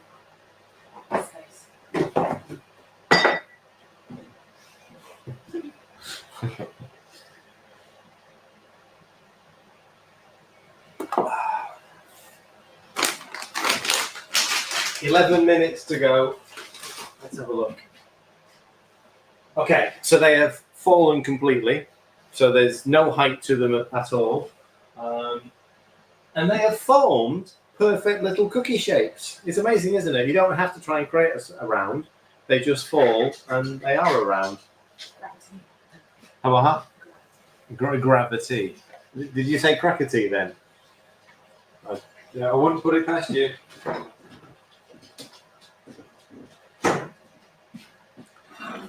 So let's recap. What have we made today? God.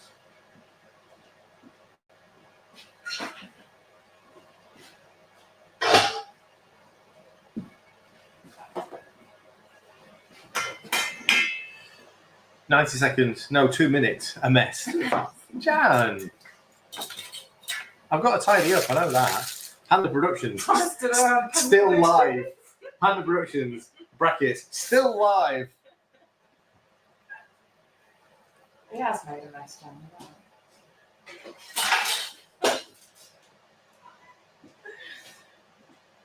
I'd like to see anyone make the amount of food that I've been making this week and not make a mess. The kitchen's been in a permanent state.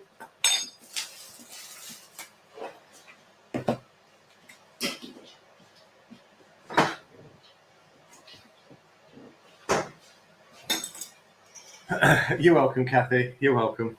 All right, it makes it easy. It's actually easy for me to do one big long session like this and crack out 4 or 5 whatever recipes and ideas than it is to sort of keep going back into doing little ones. I get it. Not everyone's going to stay for 2 hours. Thursday, Karen, we're doing a members cooking thing Thursday. You're welcome to come and cook with me any Thursday, even if you cook a different thing. You can always turn your camera on.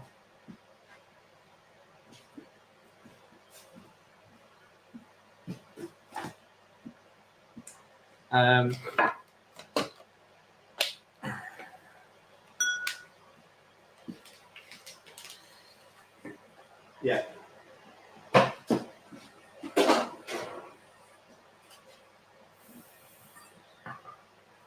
Panda mug cakes.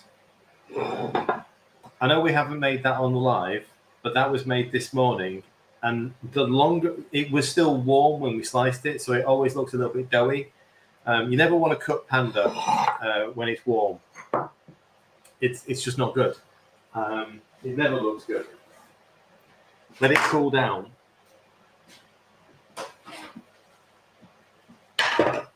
This was just an experiment. This was just what happens if. Can you hear the crust? Can you actually hear it's got a proper crust?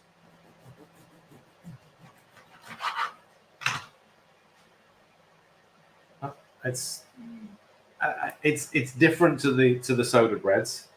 Completely different recipe.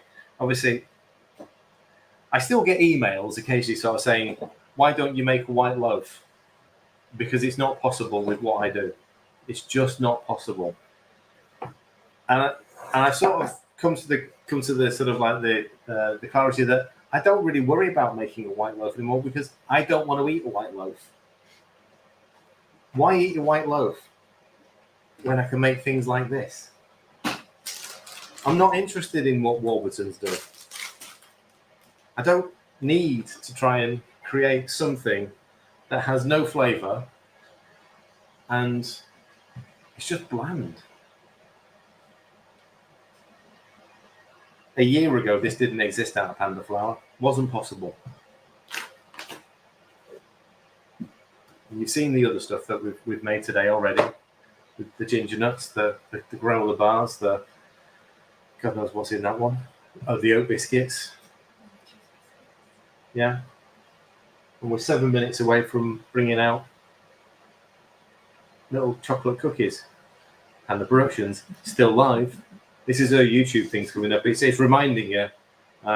Maybe they've forgotten to turn the stream off. Yeah. Do you know what? I totally agree, Jan. Actually, bread with distinction, bread with something about it, is way more appealing to me now, because I'm not interested in a ham sandwich. I'm not interested in just that regular thing. I'm more interested in having my tandoori lamb with a chunk of this tonight. I mean, look at that. That's just amazing. I'll cut this one open now as well so you can see. I don't mind cutting either of them open, to be honest. Have I got a photo? Yeah. She's got a good photo. Well, let me just check before I start slicing stuff. Because that looks really good. And have you got pictures of soda, Fred? Good enough one, because these are cracking. These are magic. Come and take photos just in case.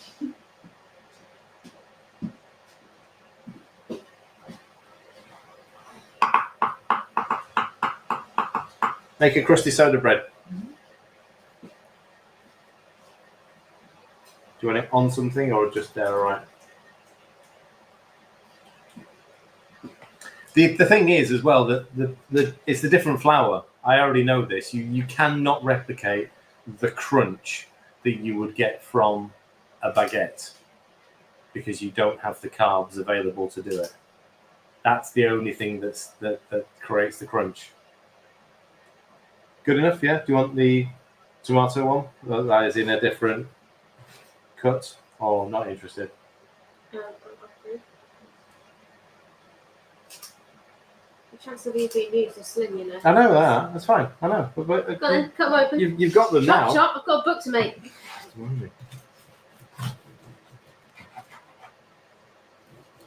I love that crusty bit. Yeah. Go on.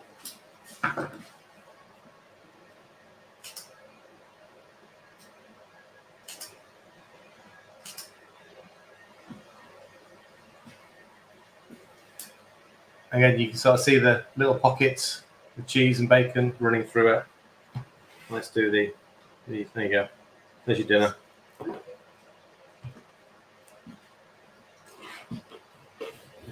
I'll tell you what, we'll do that one in. It's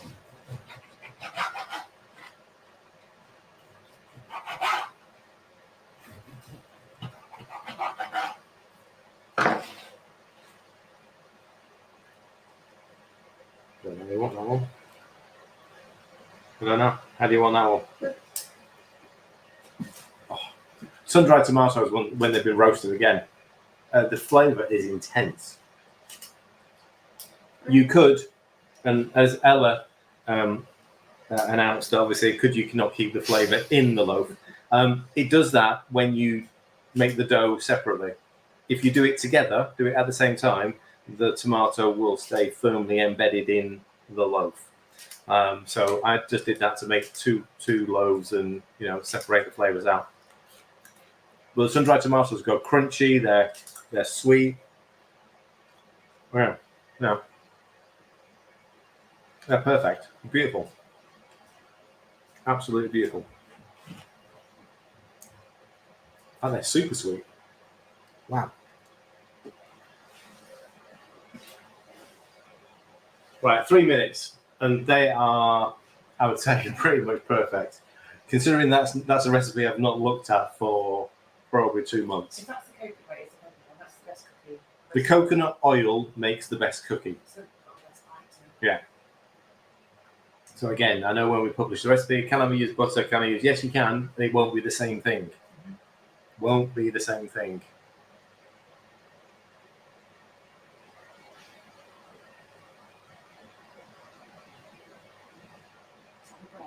Yes, Kathy. Yes. Yes. I got some medjool dates recently to have a go. I haven't tried it yet. But yes, walnut and dates. I mean, any flavor. Just stick to, like a small amount. Like, like the dates. I would go no more than a couple of dates. Chopped up nice and fine. 20 grams, 30 grams. Walnuts, maybe 50 grams.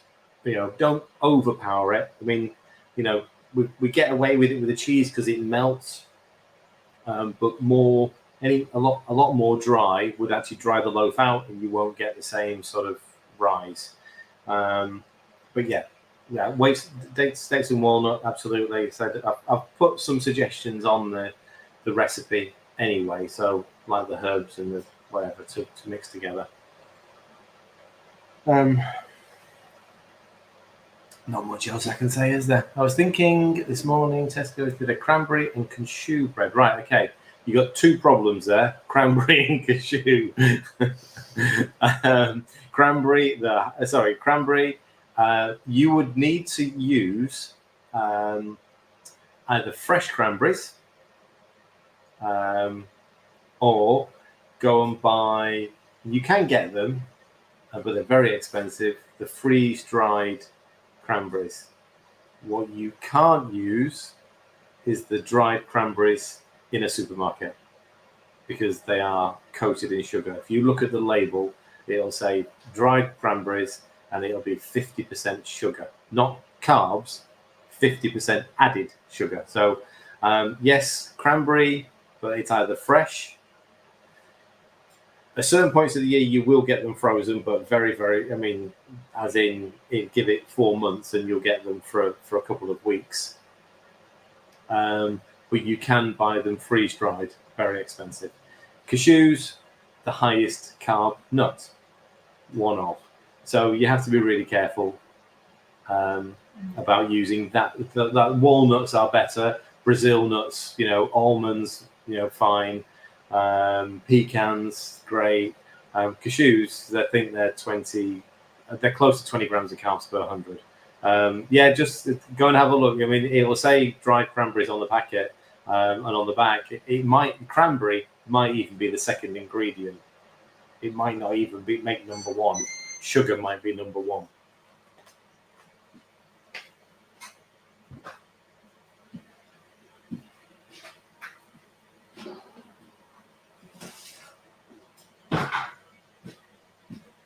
Let them cool. Don't try and take them off the tray. Don't do anything with it. Let them cool. They will go solid, firm. They're fairly firm now. They're not going to go anywhere.